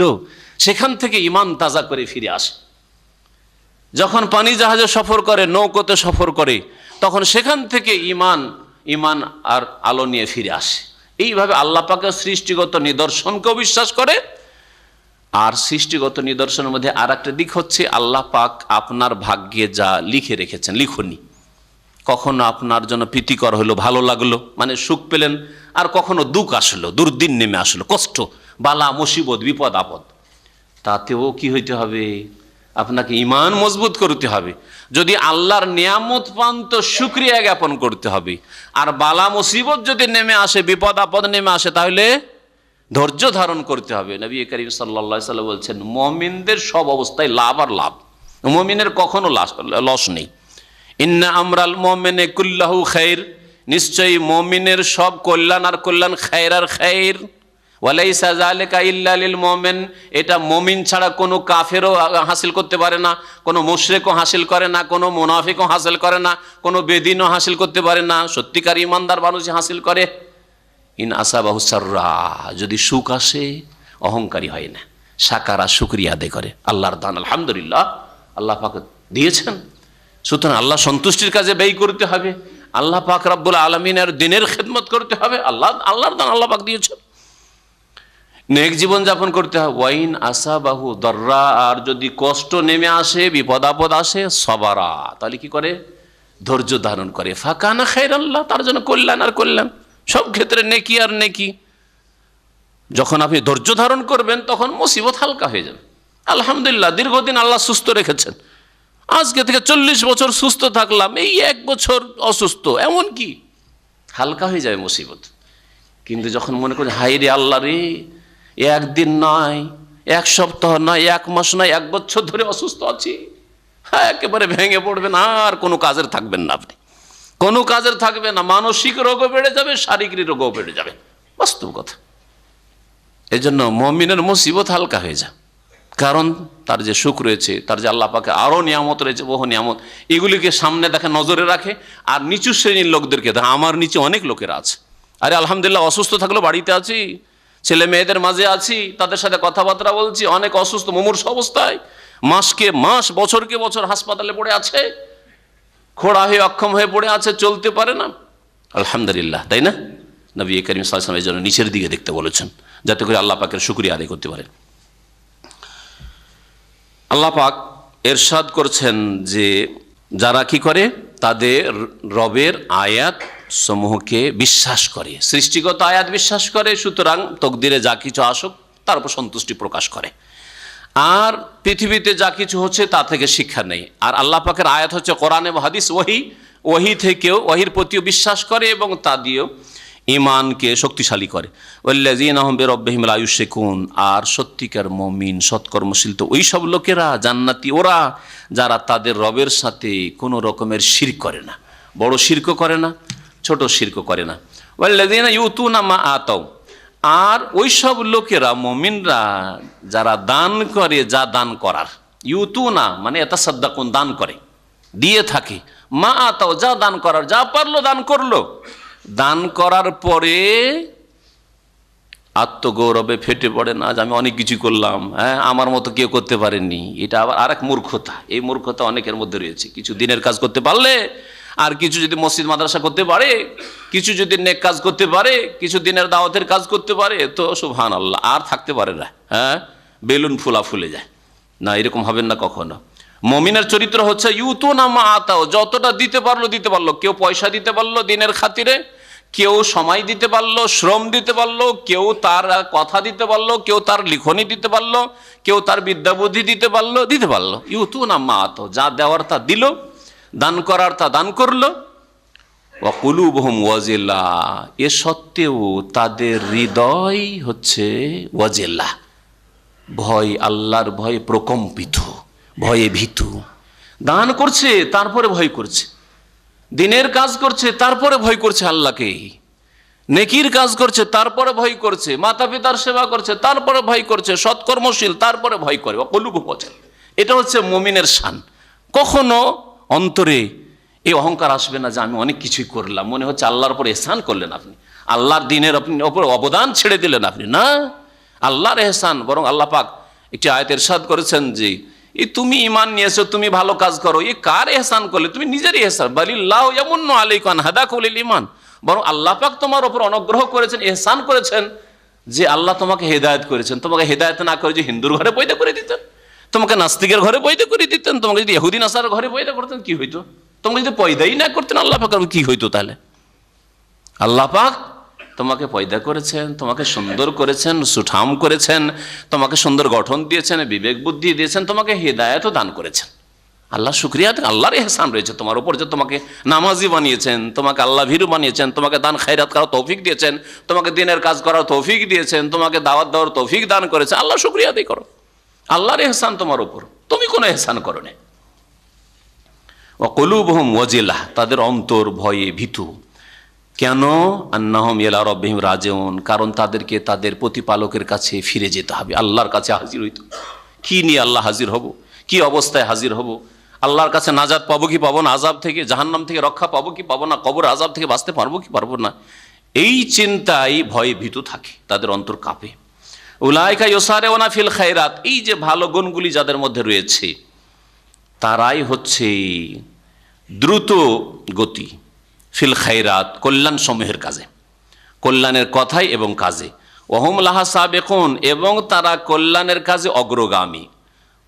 সারা ইউসার মোসারা মানে হচ্ছে দৌড় দেওয়া, ঝাঁপ দেওয়া, আগে বাড়া, এই জন্য দ্রুত গতি বললাম। আর সাবাকা ইয়াসবিকু মানে আগে আগে বাড়া, কাছাকাছি শব্দ, এই জন্য অগ্রগামী বললাম। তো নেকির কাজে অগ্রগামী, ভালো কাজে অগ্রগামী এবং দ্রুত গতি যারা, এরাই হচ্ছে সৎকর্মশীল, এরাই হচ্ছে জান্নাতি। এই আয়াতের তাফসিরে একটি হাদিস রয়েছে, যে আয়াতটা একটু আগে বললাম, ওয়াল্লাযিনা ইউতুনা মা আতাউ, দান খেরাত করে, যা দেওয়ার দেয়, দেওয়ার পরেও ভয় পায়।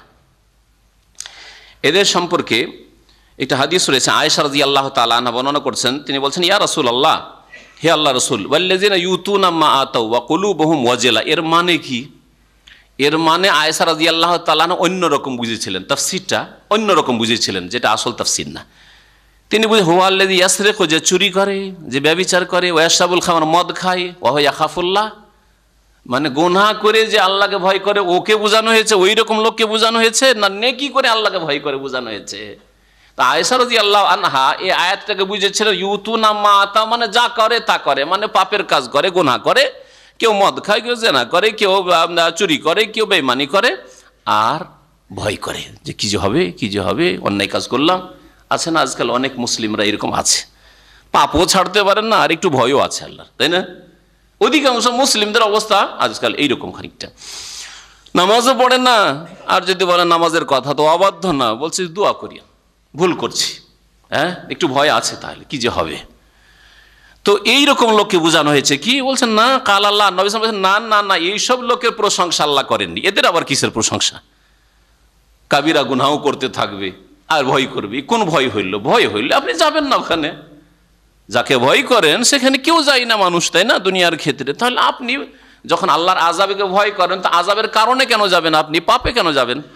তাহলে কাকে বোঝানো হয়েছে? ইয়া বিনতা আবি বকর, হে আবু বকরের মেয়ে শোনো, ইয়া বিনতা সিদ্দিক, হে সিদ্দিকের মেয়ে শোনো, ওয়ালাকিন্নাহু আল্লাযী ইউসাল্লি ওয়া ইয়াসুম।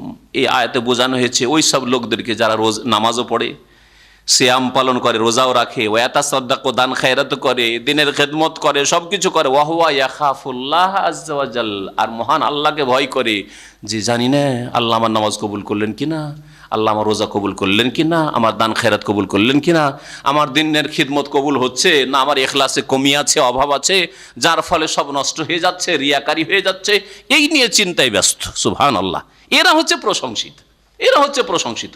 নামাজ পড়েও আল্লাহকে ভয় করছেন, রোজা রেখো আল্লাহকে ভয় করছেন, দান খায়রাত যাকাত দিয়েও আল্লাহকে ভয় করছেন, মাতা পিতার খেদমত করেও আল্লাহকে ভয় করছেন, যে জানি না আল্লাহকে রাজি করতে পারলাম কিনা। এইটা হচ্ছে প্রশংসার বিষয়।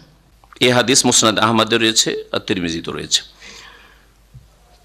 তারপরে আর একটু বাড়তি রয়েছে তিরমিজিতে, যে দেখো এরা নামাজ পড়ে, রোজা রাখে, সাদকা খেরাত করে, আর ভয় করে, কি ভয় করে? যে আল্লাহ ইউকবালা মিনহুম, কবুল হইল কি হইল না, যে কথাটা আমি বললাম। চলেন আয়াতের দিকে ফিরে আসি। আল্লাহ পাক বলছেন, ওয়ালা নুকাল্লিফু নাফসান ইল্লা উসআহা, আর কোন ব্যক্তিকে আমি তার সাধ্যের অতীত দায়িত্ব দিই না, দায়িত্ব চাপাই না। কাল্লাফা ইউকাল্লিফু মানে দায়িত্ব দেওয়া, তাকলিফ থেকে, তাকলিফ শব্দটি উর্দুতে ব্যবহার হয় কষ্ট দেওয়ার ক্ষেত্রে। দায়িত্বটা খানিকটা এক ধরনের কষ্ট, ফ্রি ছিলেন, কোনো কিছু ছিল না, কিন্তু এই সময় আপনাকে দায়িত্ব দেওয়া হয়েছে, মানে আপনাকে এই জন্য আমরা ভদ্র ভাষায় আজকাল কোনো কাজ কারো কাছ থেকে করাইতে হলে কি বলি, আপনাকে একটু কষ্ট দিতে চাই, তাই না? এমন কষ্টের কাজ না হলে কি বলি আমরা, আপনাকে একটু কষ্ট দিতে চাই। আল্লাহ পাক বলছেন যে কোন ব্যক্তিকে আল্লাহ পাক তার সাধ্যের অতীত কোনো দায়িত্ব চাপাননি। 5 ওয়াক্ত নামাজ কারো সাধ্যের বাইরে নয়, না হলে আল্লাহ 5 ওয়াক্ত করতেন না।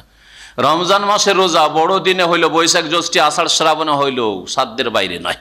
জাকাত দেওয়া সাধ্যের বাইরে নয়। যে কোনো ফরজ, হিজাব পর্দা সাধ্যের বাইরে নয়। অনেক মহিলারা বলে তাদের যেহেতু প্রকৃতি স্বভাব বিকৃত হয়ে গেছে, খারাপ সমাজে থেকে খারাপ পরিবারে বসবাস করে, সেই জন্য না আমি চেহারার উপর নেকাব রাখতে পারি না, বোরকা পরার ইচ্ছা হয়, কিন্তু যে মুখটা ঢাকলে যার মনে হয় যে আমার শ্বাস প্রশ্বাস একবার রুদ্ধ হয়ে যায়, এগুলি শয়তানি কথা। শয়তান সাজিয়ে পেশ করছে, তার জবান দিয়ে শয়তানি কথা বেরোচ্ছে, শয়তান বের করছে।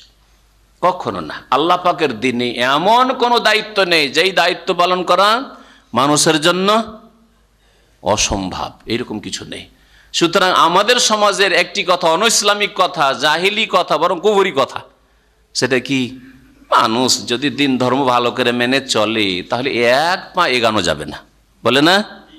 কুফর না? আল্লাহ বলছেন আমি তোমার সাধ্যের বাইরে কোনো দায়িত্বই দিই না, আর তুমি বলছো যে না ইসলাম মেনে চললে এক পা বাড়ানো যাবে না। তাহলে কি আপনার কথা সত্য না আল্লাহর কথা সত্য? আল্লাহর কথা যদি সত্য হয় তো আপনি কাযযাব, মিথ্যুক।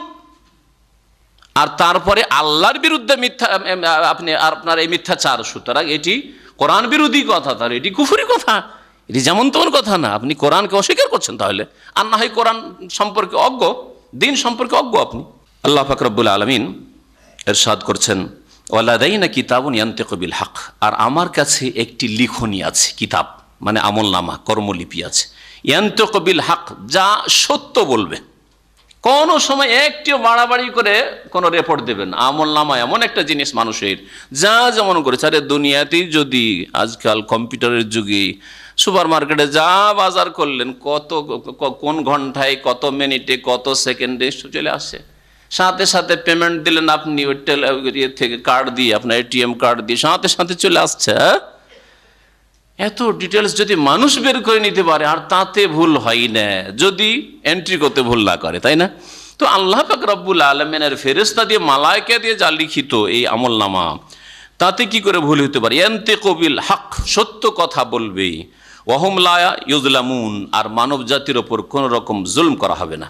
বাল কুলুবুহুম ফি গামরাতিম মিন হাযা, বরং মানব জাতির অধিকাংশ লোকের, তাদের অন্তর মানে অধিকাংশ মানুষের অন্তর, ফি গামরাতিম মিন হাযা, এই থেকে অজ্ঞানতাই রয়েছে। ফি গামরাতিম মিন হাযা, আল্লাহ পাকের এই সত্য থেকে, হক থেকে অজ্ঞানতাই রয়েছে। ওয়ালাহুম আমালু মিন দুনি যালিকা হুম লাহা আমিলুন, আর মানব জাতির প্রত্যেকের বেশ কিছু কর্ম রয়েছে, এছাড়াও যা করেছে অতীতে, এছাড়াও আরও আগামী জীবনে অনেক কর্ম রয়েছে। হুম লাহা আমিলুন, যেই কাজগুলি মানুষ করবেই করবে। মানুষের লিখনীতে আল্লাহ পাক রব্বুল আলামিন রেখেছেন, সেই জন্য করতে বাধ্য নয়, বরং আল্লাহ পাক রব্বুল আলামিন ডিটেলস অগ্রিম জানেন যে এই লোক 100 বছর বাঁচবে আর এর মধ্যে এই কাজগুলি করবে। এখন তার 40 বছর গিয়েছে, আরও বেশ কিছু সময় বাকি আছে। এই সময়গুলিতে যেই আমলগুলি তার আছে করার, হুম লাহা আমিলুন, সেগুলি করবে। দুনিয়ার কাজ হোক আর দিনের কাজ হোক, দিনের ক্ষেত্রেও করবে। কেউ বেনামাজি, 40 বছর ধরে বেনামাজি, ওর ভাগ্যে আছে যে না বাকি কিছু সময় নামাজি হয়ে যাবে, তারপর নামাজি অবস্থায় মারা যাবে। হুম লাহা আমিলুন, সা করবে। গোনার ক্ষেত্রেও, গোনা করেনি এতদিন ধরে, অনেক লোকই আছে আরে যৌবনকালেই জেনা ব্যভিচারের কাছে যায়নি, মদের কাছে যায়নি, 40-এর পরেও জেনার কাছে গেছে। ওয়ালাহুম আমালু মিন দুনি যালিকা, আরো বেশ কিছু আমল এখন আছে তার লাইফে, হুম লাহা আমিলুন, এই আমলগুলি তারা করবে। দুনিয়ার ক্ষেত্রে ভাবছেন যে এই সৌদি আরবের বিদেশ করায় শেষ, আর বিদেশ করব না। অনেকে এরকম সিদ্ধান্ত নিয়ে দেশে যাচ্ছেন, তাই না? 1-2 বছর হইল, তারপরে কোথায় মালয়েশিয়া চলে গেছে, সিঙ্গাপুর চলে গেছে, দুবাই চলে গেছে, হচ্ছে না? হুম লাহা আমিলুন, ও কাজ করবেই তুমি। তোমার যেই কাজগুলি আছে তোমার ভাগ্যে, সেই কাজগুলি করবে। আল্লাহ পাক রব্বুল আলামিন আলিম খবীর, জানেন যে তোমার সারা জীবনে কি হবে, কিন্তু তুমি জানো না, ভাবছো যে আমি এই কাজগুলি করবো না, অথচ তোমাকে করতে হবে, কাজগুলি করবে। আল্লাহ পাক রব্বুল আলামিন তারপরে ইরশাদ করছে হাত্তা ইযা আখাযনা মুতরাফিহিম বিল আযাব, আমি যখন অবাধ্যদের, যারা বিশেষ করে সচ্ছল ব্যক্তি, সুখী ব্যক্তি, তাদেরকে আযাবে পাকড়াও করি। ইজাহুম ইয়াজআরুন, তখন তারা চিৎকার করা শুরু করে, আর্তনাদ করতে লাগে। ইয়াজআরুন, মানুষ দেখেন যখন সুখে থাকে আল্লাহকে ভুলে যায়, যখন বিপদ আপদে পড়ে, মুসলিম সমাজের বিশেষ করে লোকেরা যারা আল্লাহ জানে, যে আল্লাহ দিন, ইসলাম, ইমান, নামাজ এগুলি জানে, পাপের জীবন কাটাচ্ছে, বালা মুসিবত যখন আসে তখন চিৎকার করা শুরু করে, আয় আল্লাহ, আল্লাহ রক্ষা করো, আল্লাহ বাঁচাও। দুর্ঘটনার সামনে মর্মান্তিক অবস্থা, নিরুপায় অবস্থা, তখন চিৎকার করে। আল্লাহ পাক বলছেন, যখন তাদেরকে আমি পকড়াও করি আযাবে, তখন তারা কি করে? আর্তনাদ করা শুরু করে। আল্লাহ বলবেন, লা তাজআরুল ইয়াওমা, আজকে তোমরা চিৎকার করিও না, এখন আযাবের পকড়াওর সময় চলে এসেছে। আযাব ধরে রয়েছে, দুনিয়ার আযাব, আর আখিরাতের আযাব তো রয়েছে, মওতের আযাব, কবরের আযাব, আখিরাতের আযাব। সেদিন চিৎকার করবে, হায় আল্লাহ রক্ষা করো, রব্বের যেউন, আল্লাহ ফিরিয়ে দাও, আল্লাহ একবার সুযোগ দাও, লাউলা আখারতানি ইলা আজালিন করিব, যদি অল্প কিছুটা সময় আল্লাহ দিয়ে দাও, একটু ফিরে যায় আর তারপরে দান খায়রাত করে আর নেক আমল করে ফিরে আসবো, আল্লাহ ভালো অবস্থায় তোমার সাথে সাক্ষাৎ করতে চাই। আল্লাহ সময় দেবেন না। আল্লাহ বলছেন, লা তাজারুল ইয়াওমা, আজকে চিৎকার করিও না, চিৎকার করে কোনো লাভ নেই। ইন্নাকুম মিন্না লা তুনসারুন, নিঃসন্দেহে আমার পক্ষ থেকে তোমাদেরকে কোনো রকম সাহায্য করা হবে না। সাহায্যের সময় শেষ হয়ে গেছে। হেদায়েতের রাস্তা দেখিয়ে দিয়েছিলাম, কোরআন নাজিল করেছিলাম, রাসূল পাঠিয়েছিলাম, আলেম ওলামাদের কথা, হকপন্থী দায়ীদের কথা তোমাদের কাছে পৌঁছেছে, আর সাহায্য করা হবে না। কাদ কানাত আয়াতি তুতলা আলাইকুম, আমার আয়াতসমূহ তোমাদেরকে পাঠ করে শোনানো হইতো, ফাকুনতুম আলা আকাবিকুম তানকিসুন, তখন তোমরা তোমাদের গোড়ালির ভরে উল্টো ফিরে যেতে। ভালো কথা শোনালে উল্টো দিকে ফিরে যেতে। দেখবেন বেনামাজিকে বলেন, নামাজ কেন পড়েন না ভাই, চলে নামাজ, ভালো ভাষায় যদি বলেন, কাত হয়ে চলে গেল, মুখটা কাত করে চলে গেল।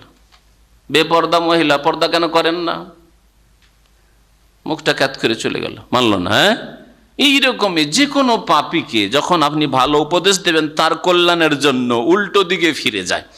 বিমুখ হওয়াকে এখানে গোড়ালির ভরে ফিরে যাওয়া বলে আল্লাহ পাক ব্যক্ত করেছেন। এটা কোরআনে কারীমের ভাষা অলঙ্কার। মুস্তাকবিরিনা বিহি, আর এই অবাধ্যরা কি করে? অহংকার প্রদর্শন করে। মুস্তাকবিরিনা বিহি, বিহির মারজা কি, এখানে উপনাম কি রয়েছে? জমির। এটা এই সম্পর্কে একদল তাফসীরকাররা বলছেন এখানে কোরআনে কারীমকে বোঝানো হয়েছে। তারা কোরআনে কারীম থেকে, কোরআনে কারীম সম্পর্কে অহংকার প্রদর্শন করে, মানবে না কোরআনের কথা, বিধান মানবে না। আর কেউ কেউ তাফসীর করে বলেছেন যে আরব মুশরিকদের সম্পর্কে বলা হয়েছে। নবী করিম সাল্লাল্লাহু আলাইহি সাল্লাম যখন তাদেরকে দ্বীনের দাওয়াত দেওয়া শুরু করলেন, তখন আরব মুশরিকরাই কাবার মুতাওয়াল্লি, দায়িত্বশীল, এদেরই দাপট চলছিল মক্কায়। সুতরাং এই বাইতুল্লাহকে নিয়ে তারা গর্ব করত। তাহলে মুস্তাকবিরিনা বিহি মানে মুস্তাকবিরিনা বিল বাইতিল আতিক, প্রাচীনতম ঘর যেহেতু তাদের কাছে রয়েছে, আল্লাহর ঘর বাইতুল্লাহ, আর বাইতুল্লাহ নিয়ে তারা গর্ব করতো যে আমরা বাইতুল্লাহর খাদেম, আমাদেরকে কি ভালো কথা শোনাইতেছ, আমাদের চাইতে ভালো কাজ কেউ করতে পারে। এই অহংকার ছিল আবু জাহাল, আবু লাহাব, আর যেসব লোকেরা ছিল মক্কার মুশরিকরা, উতবা, শাইবা, রাবিয়া নেতারা, এদের মধ্যে মুস্তাকবিরিনা বিহি, এরা আল্লাহর ঘরের খেদমত নিয়ে তারা অহংকার প্রদর্শন করত, যে আমাদের মতো আছে কি শিখাইতে এসছো আমাদেরকে মোহাম্মদ তুমি। অথবা তারা কোরআনে কারীমের ক্ষেত্রে তারা অহংকার প্রদর্শন করেছিল। সামেরান তাহজরুন, আর রাত্রে গল্প গুজব করত অনার্থক কথা বলে। সামেরান, সামার বলা হয় রাত্রের গল্প গুজবকে। রাত্রে বসে যদি কোথাও গল্প গুজব করেন, বাড়িতেই করেন, বাড়ির বাইরে করেন, উঠানে আমাদের দেশের মানুষরা গল্প গুজব করে না, বিশেষ বিশেষ সিজন, বিশেষ করে যখন ফ্রি থাকে চাষিরা, কৃষকরা কাজকর্ম নাই, তখন করবে কি, সারাদিন বসে আছে, রাত্রে তো ঘুম আসে না, তো রাত্রে তখন গল্প গুজে এসা পরে বসে বসে গল্প করে গ্রামে, এটাকে সামার বলা হয়। তাহজরুন, তাহজরুনের তাফসীর দুটি। তাহজর যদি হাজারা এহাজরও থেকে হয়, হিজরান তার মানে হয় দূরে সরে যাওয়া, কেটে পড়া। তো এরা গল্প গুজব করে আর সত্য থেকে তারা কেটে পড়ে, সত্যকে মানতে চায় না, এই অর্থ হবে। আর হুজর, আরবি ভাষায় হুজর বলা হয় অনার্থক কথাকে, অসার বা অশ্লীল কথাকে। তো এরা কি করে, ওই রাতে যারা গল্পকারী, গল্প গুজবে রাত কাটায়, ওদের মতো গল্প গুজব করতে থাকে আর অনার্থক অশ্লীল কথাবার্তা বলতে থাকে। এই কথা বোঝানো হয়েছে। এই হচ্ছে কাফেরদের চরিত্র, এই হচ্ছে অবাধ্যদের চরিত্র। আজকাল যে কোনো যারা গোমরাহ লোক, পাপিষ্ট লোক, তাদের চরিত্র কিন্তু এরকম দেখবেন। দুইজন যদি চরিত্রহীন একসাথে একত্রিত হয়, দুইজন বেদিন যদি একত্রিত হয়, দুইজন ইসলামদ্রোহী আল্লাহদ্রোহী যদি একত্রিত হয়, একটা ধার্মিক লোককে দেখে তখন সমালোচনার পাত্র বানিয়ে নেয়। এরা হচ্ছে অসভ্য। যদি বোরখা দেখে অসভ্য, যদি দাড়ি টুপি দেখে বা যদি দিনদারি দেখে, টাকনার উপর কাপড় দেখে, দেখো কত অভদ্র, টাকনার উপর কিভাবে কাপড় পরে আছে। হ্যাঁ, সামেরান রাত্রে গল্প গুজব করে, অনার্থক অশ্লীল কথায় লিপ্ত থাকে। ওই রকম চরিত্র হচ্ছে কাফের, ফাসেক, পাপিষ্ট, অবাধ্যদের, আল্লাহদ্রোহীদের। আল্লাহ পাক ওদের চরিত্র এখানে বর্ণনা করেছেন। আল্লাহ পাক তারপরে ইরশাদ করেছেন, আফালাম ইয়াদ্দাব্বারুল কওলা, তারা কি কোরআনে কারিমের বাণী নিয়ে গভীর চিন্তা করে না? এখানে কওল মানে কওলুল্লাহ, আল্লাহ পাকের বাণী আল কোরআন নিয়ে তারা গভীরভাবে চিন্তা করে না? তাদাব্বর মানে গৌর ফিকির করা, গবেষণা করা, গভীরভাবে চিন্তা করা। কোরআনে কারিমের শুধু তরজমা পড়লেন, প্রথম শুধু তেলাওয়াত করলেন, তো প্রথমখানি থাকলেন। 2 নম্বর হচ্ছে তরজমা অনুবাদ পড়া, 3 নম্বর হচ্ছে তার তাফসীর ব্যাখ্যা পড়া, 4 নম্বর পদক্ষেপ হচ্ছে এর ঊর্ধ্বে, সেটা হচ্ছে তাদাব্বুর করা। তাদাব্বুর মানে শুধু তরজমা তফসির পড়া, তরজমা তফসির পড়ার পরে গভীরভাবে চিন্তা করা, আমার জীবনে এর বাস্তবায়ন কি করে হবে। আকীদাই হোক, আমল হোক, ইবাদত হোক, আখলাক চরিত্র হোক, কি করে এর বাস্তবায়ন হবে, আমার জীবনে কতটা এর বাস্তবায়ন আছে, কতটা আমি প্র্যাকটিক্যাল করছি, এই তাদাব্বুর। তো যারা কোরআনে কারীম নিয়ে গভীরভাবে চিন্তা করে তারাই সত্যিকার অর্থে কোরআন দিয়ে হিদায়াত পায়। আল্লাহ পাক কোরআনে কারীমের কয়েক জায়গায় কোরআন নিয়ে গভীর চিন্তা করতে বলেছেন। আফালাম ইয়াদ্দাব্বারুল কওলা, তারা আল্লাহ পাকের বাণী নিয়ে গভীর চিন্তা করে নাকি? আমজাআহুম মা লাম ইয়াতি আবাহুমুল আউয়ালিন, অথবা তাদের কাছে এমন কিছু এসেছে যা তাদের পূর্বপুরুষদের কাছে আসেনি, সেই জন্য মানতে চায় না। আরব মুশরিকরা বিশেষ করে তাদের ক্ষেত্রে কোরআনে কারীম বলছে। আর এই রকমের যে কোনো যুগের যারা গোমরাহ পথভ্রষ্ট মানুষ, তারা বাপ দাদার দোহাই পড়ে, আমাদের বাপ দাদার যুগ থেকে এরকম চলে আসছে, আর কি নতুন কথা আমাদেরকে শোনাইতে এসছে। তৌহিদের কথা বললে শিরকপন্থীরা ওই রকম অ্যালার্জি দেখায়, আর সুন্নতের কথা বললে বিদআতপন্থীরা ওই রকম অ্যালার্জি দেখায়। কি শিখাতে এসছে? আমাদের দল ভারী, আমাদের বাপ দাদা থেকে সব চলে আসে যুগ যুগ ধরে, আর এরা হক্কানি ওলামা, এরা হচ্ছে হক্কানি পীর মাশায়েখ, আপনি কি শোনাইতে এসছেন? আমলাম ইয়ারিফু রাসূলাহুম, নাকি তারা তাদের রাসূলকে চেনে না, মুহাম্মদ সাল্লাল্লাহু আলাইহি সাল্লামকে চেনে না? ফাহুম লাহু মুনকিরুন, সুতরাং তারা তাকে অস্বীকার করছে। অচেনা লোককে অনেক সময় অস্বীকার করে, জানি না। যতই বড় আপনি আলেমের দিন হয়ে যান, যে চেনে না ওর সামনে গিয়ে যদি ভালো কথা বলেন, ওটাই সাধারণ মানুষ বলতে এসছে, তাই না? একদিন এখানে এক মহল্লাতে জোহরের নামাজের পরে দেখছি এক বাংলাদেশি তার দোকান খুলছে, সম্ভবত হয়তো লন্ড্রি খুলছে মসজিদের পাশে, যেহেতু তো ভাবলাম যে একটু দেখি নামাজ হইল না, মসজিদের দিক থেকে না এসে ঘরের দিক থেকে এসে ঢুকলো। তো বলছে যে নামাজ পড়লেন? তো কি বলেন, নামাজ পড়বো না? আরে কোথায় নামাজ পড়লেন, কোথায় নামাজ পড়লেন? বলে বাসায় পড়লাম। ভাই ওইভাবে বাসায় নামাজ পড়লে তো এরকম হবে না, সুস্থ মানুষ। বলছে কে বললে হবে না? আমাকে বলছে কে বললে হবে না, বুঝতে পেরেছেন? তো চেনা না আমাকে, সুতরাং ও ভাবছে যে আমার চেয়ে বড় মুফতি ওই দোকানদার, কথা বুঝতে পারছি। ও ভাবছে ও নিজেই বড় মুফতি, ও ঘরে নামাজ হবে ওর। আর পড়েছে কিনা আল্লাহ, অধিকাংশ যারা বলে ঘরে পড়েছি তারা বেনামাজি, কিন্তু 5 ওয়াক্ত নামাজি নয়, কখনো নয়। আর এইরকম নামাজ কবুল হবে না, এরা হচ্ছে গুমরাহ। যেমন আব্দুল্লাহ মাসউদ রাদিয়াল্লাহু তাআলা বলছে, ওয়ালাউ সাল্লাইতুম ফি বুয়ুতিকুম, তোমরা নিজের নিজের বাড়িতেই যদি নামাজ পড়তে থাকো, লা দালালতুম, তাহলে তোমরা পথভ্রষ্ট গুমরাহ হয়ে যাবে। গুমরাহ, এতে কোনো সন্দেহ নেই। আর শয়তান তাদেরকে গ্রাস করবে, এটাও আর এক হাদিসে রয়েছে। যে কোনো জায়গায় কেউ জামাতে যদি হাজির না হয়, ইল্লা ইস্তাহওয়াজা আলাইহিমুশ শায়তান, শয়তান তাদের ওপর বিস্তার লাভ করে বা ছেয়ে যায়। শয়তানের দাপট চলে তার জীবনে, তার লাইফে। তখন শয়তান যে কোনোভাবে গুমরাহ করার চেষ্টা করে। কিন্তু যারা 5 ওয়াক্ত নামাজ মসজিদে পড়ে, সহজে শয়তান তাকে স্বীকার করতে পারবে না, অত সাহস হবে না যে এর শারীরিক ক্ষয়ক্ষতি করব, তার আর্থিক ক্ষয়ক্ষতি করব, বা তার ইমানের ক্ষয়ক্ষতি করবো, আমলের ক্ষয়ক্ষতি করবো, এই সাহস করতে সহজে শয়তান পারবেন। আল্লাহ পাক আমাদের যেন নামাজের হেফাজতের তৌফিক দান করেন। আল্লাহ পাক তারপর ইরশাদ করছেন, এরা কি রসুলকে চেনে না? অথচ রসুলকে ভালো করে চেনে, যে আমাদের মাঝে এই লালিত পালিত মানুষ হয়েছে, আর কত সত্যবাদী মানুষ, কত আমানতদার মানুষ, আমাদের টাকা পয়সা সোনা দানা সব মুহাম্মাদের কাছে রাখি সাল্লাল্লাহু আলাইহি ওয়াসাল্লাম। আমি ইয়াকুলুনা বিহি জিন্নাহ, নাকি এই কাফের মুশরিকেরা বলে যে মুহাম্মদ সাল্লাল্লাহু আলাইহি সাল্লামকে উন্মত্ততা রয়েছে, মানে সে পাগল বা জিনে ধরেছে। বাল জাহুন, না জিনেও ধরেনি আর তিনি পাগল হননি, উন্মাদ হননি। বাল জাহুম বিল হক, বরং তাদের কাছে সত্য নিয়ে আগমন করেছে। মুহাম্মদ সাল্লাল্লাহু আলাইহি সাল্লাম তাদের কাছে সত্য নিয়ে এসেছে। ওয়া আকসারুহুম লিল হাক্কি কারিহুন, কিন্তু তাদের অধিকাংশ মানুষ সত্যকে ঘৃণা করে। মানুষের অধিকাংশই হচ্ছে কি এমন চরিত্রের যে তারা সত্যকে পছন্দ করে না, ঘৃণা করে। কারণ সত্যতে স্বার্থে আঘাত লাগে, বাধা লাগে। এটা করতে হবে না, এটা চলবে না, এইখানে থেমে যেতে হবে, এইখানে থামতে হবে। মানুষ থামতে চায় না। মানুষের বদ স্বভাব কি থামতে চায় না। আমি চলছি, কেন থামাবে না আমাকে? আমি খাচ্ছি, পান করছি, কেন থামাবেন? এটা খাবো, এটা খাবো না, এটা হালাল, এটা হারাম না, আমি বলবো এটা ইনকাম করেন, এটা করিয়েন না, না না, থামতে চায় না। আর শয়তান তো পিছনে লেগে আছে যে তুই আগে বাড়, কেন থামবি তুই? তো আল্লাহ পাক রব্বুল আলামিন মানব জাতির স্বভাব সম্পর্কে বলছেন যে ওয়া আকসারুহুম লিল হাক্কি কারিহুন, অধিকাংশ মানুষ সত্যকে ঘৃণা করে থাকে। ওয়ালা বিত্তাবাল হাক্কু আহওয়াহুম, তাহলে সত্যকে যখন পছন্দ করে না, তাহলে সত্য যদি তাদের অনুসারী হয়ে যায়, মানে তাদের মন মর্জি মোতাবেক সত্য পেশ করা হয়, যেটা তাদের পছন্দের লাগে ওইটাই নেবে শুধু, এইরকম যদি আল্লাহ দিন ধর্ম নাযিল করতেন, মানুষের খেয়াল খুশি যদি দিন ধর্ম আল্লাহ নাযিল করতেন, তাহলে প্রত্যেকের স্বভাব আলাদা আলাদা। হ্যাঁ, কাউকে নামাজ হালকা লাগে, রোজা ভারী লাগে, আর একজনকে রোজা হালকা লাগে, নামাজই ভারী লাগে। আর একজনকে দান লাখ লাখ টাকা দান করে দিয়ে অসুবিধা নেই, পয়সা খরচ করতে হালকা লাগে, কিন্তু নামাজ বড়ই কষ্ট লাগে, তাই না?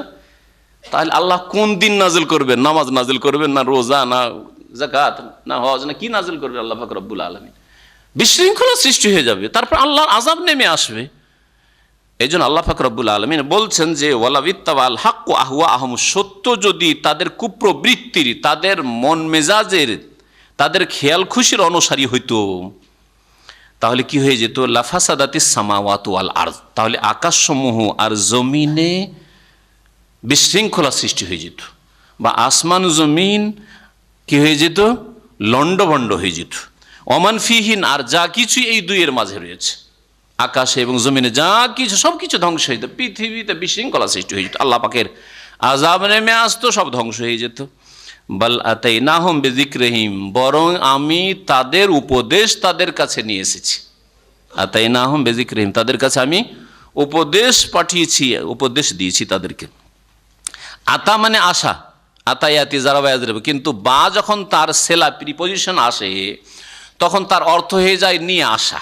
এই জন্য প্রথম অর্থটা করলাম শাব্দিক অর্থ, বাল আতাইনাহুম বিযিকরিহিম, বরং তাদের কাছে আমি তাদের জন্য উপদেশ নিয়ে এসেছি। আল কোরআন, কোরআন আল্লাহ নাজিল করেছেন রাসূলের মাধ্যমে। হ্যাঁ, রাসূলের কাছে আল্লাহ পাক নাজিল করেছেন, রাসূল সাল্লাল্লাহু আলাইহি ওয়াসাল্লাম শুনিয়েছেন। ফাহুম আন যিকরিহিম মুরিজুন, কিন্তু তারা তাদের উপদেশ থেকে বিমুখ হয়ে যাচ্ছে, মুখ ফিরিয়ে নিচ্ছে। আম তাসআলুহুম খারজান, হে নবী তাদের কাছে কি তুমি কোনো পারিশ্রমিক চাইছো? তাদের কাছে কি তুমি কোনো বেতন চাইছো? খারাজ, হ্যাঁ, খরচ মানে হচ্ছে বেতন, পারিশ্রমিক। হ্যাঁ, ফাখারাজ রব্বিকা খাইর, হে নবী তোমার প্রতিপালকের যে পারিশ্রমিক রয়েছে, প্রতিদান রয়েছে, তাই হচ্ছে উৎকৃষ্ট। ওয়াহুয়া খায়রুর রাজিকিন, আর তিনি হচ্ছেন সর্বোত্তম রিজিকদাতা।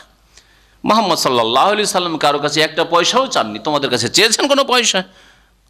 না, চাননি। তাহলে তোমরা কেন এই কথা ভাবছো যে মুহাম্মদ কি স্বার্থ নিয়ে এসেছে আর এসব কথা কেন বলে? তোমাদের স্বার্থে তিনি এসেছেন, আল্লাহর পক্ষ থেকে, তিনি নিজের স্বার্থে আসেন নাই। ওয়াইন্নাকা লাতাদউহুম ইলা সিরাতিম মুস্তাকিম, আর হে নবী মুহাম্মদ সাল্লাল্লাহু আলাইহি ওয়াসাল্লাম, নিঃসন্দেহে তুমি তাদেরকে আহ্বান করে থাকো সরল পথের উদ্দেশ্যে। নবী মুহাম্মদ সাল্লাল্লাহু আলাইহি ওয়াসাল্লাম মিশন, তার ডিউটি হচ্ছে যে তুমি সিরাতে মুস্তাকিমের দিকে কি করো? মানুষকে ডেকে থাকো, আহ্বান করে থাকো। আল্লাহ পাক রব্বুল আলামিন বলছেন ওয়াইন্নাল্লাযীনা লা ইউমিনুনা বিল আখিরাতি আনিস সিরাতি লানাকিবুন, আর যারা পরকালে বিশ্বাসী নয় তারা এই সরল পথ থেকে বিচ্যুত হয়ে যায়।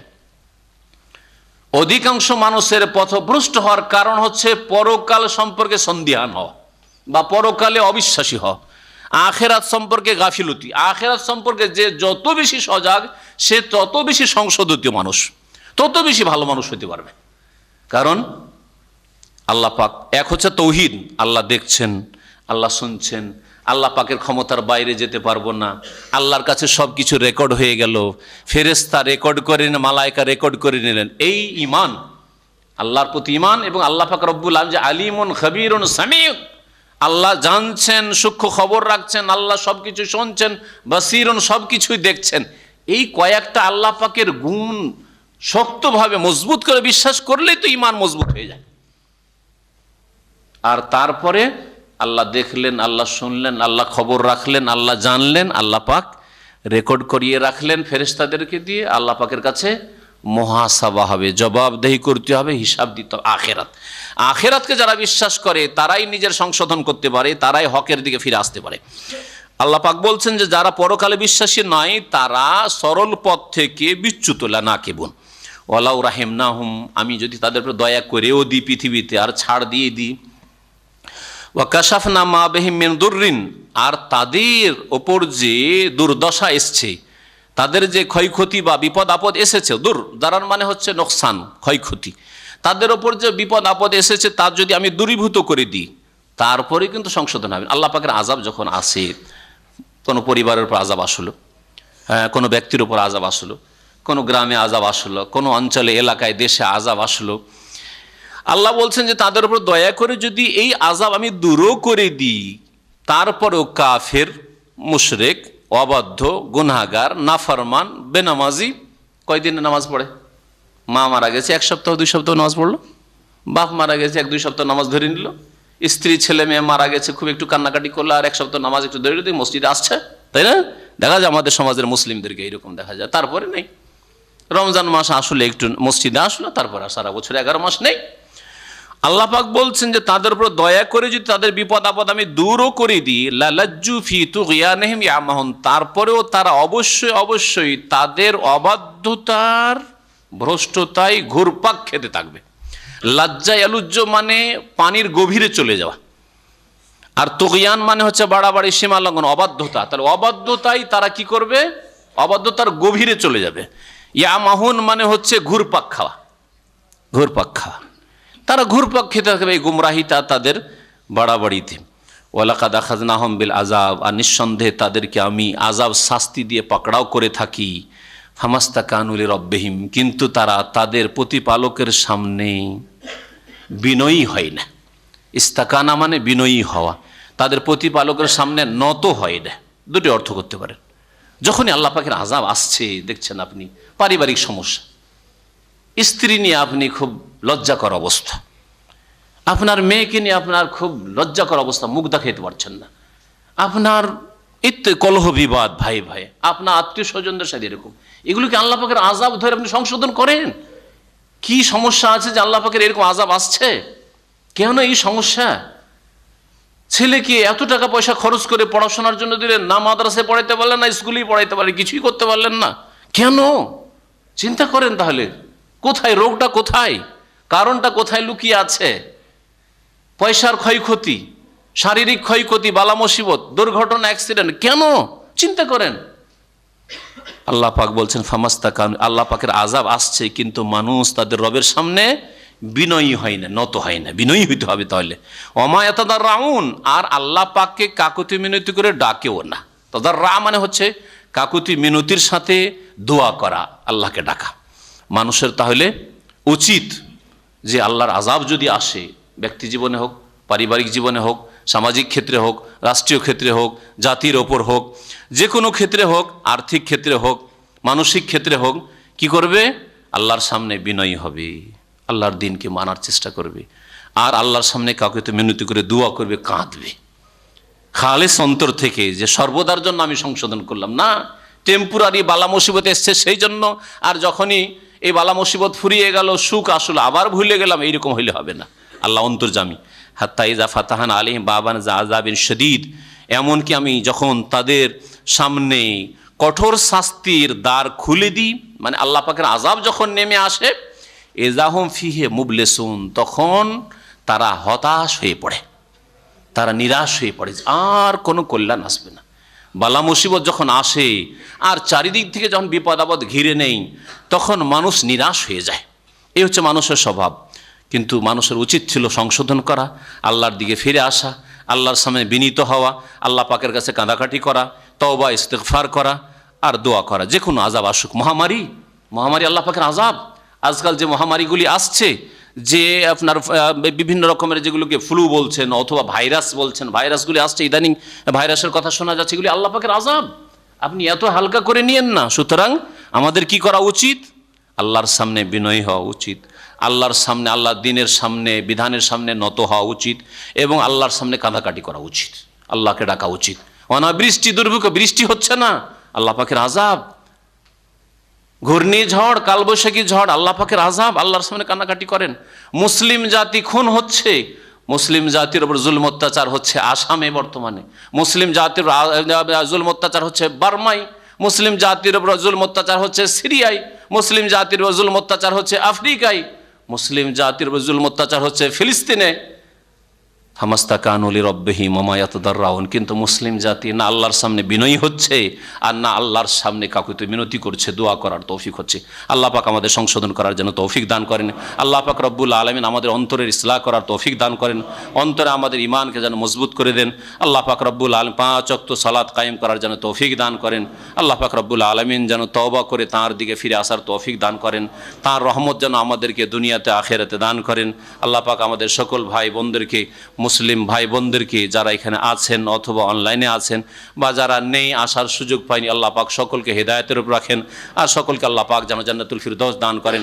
সুবহানা রাব্বিকা রাব্বিল ইজ্জাতি আম্মা ইয়াসিফুন ওয়া সালামুন আলাল মুরসালিন ওয়ালহামদুলিল্লাহি রাব্বিল আলামিন।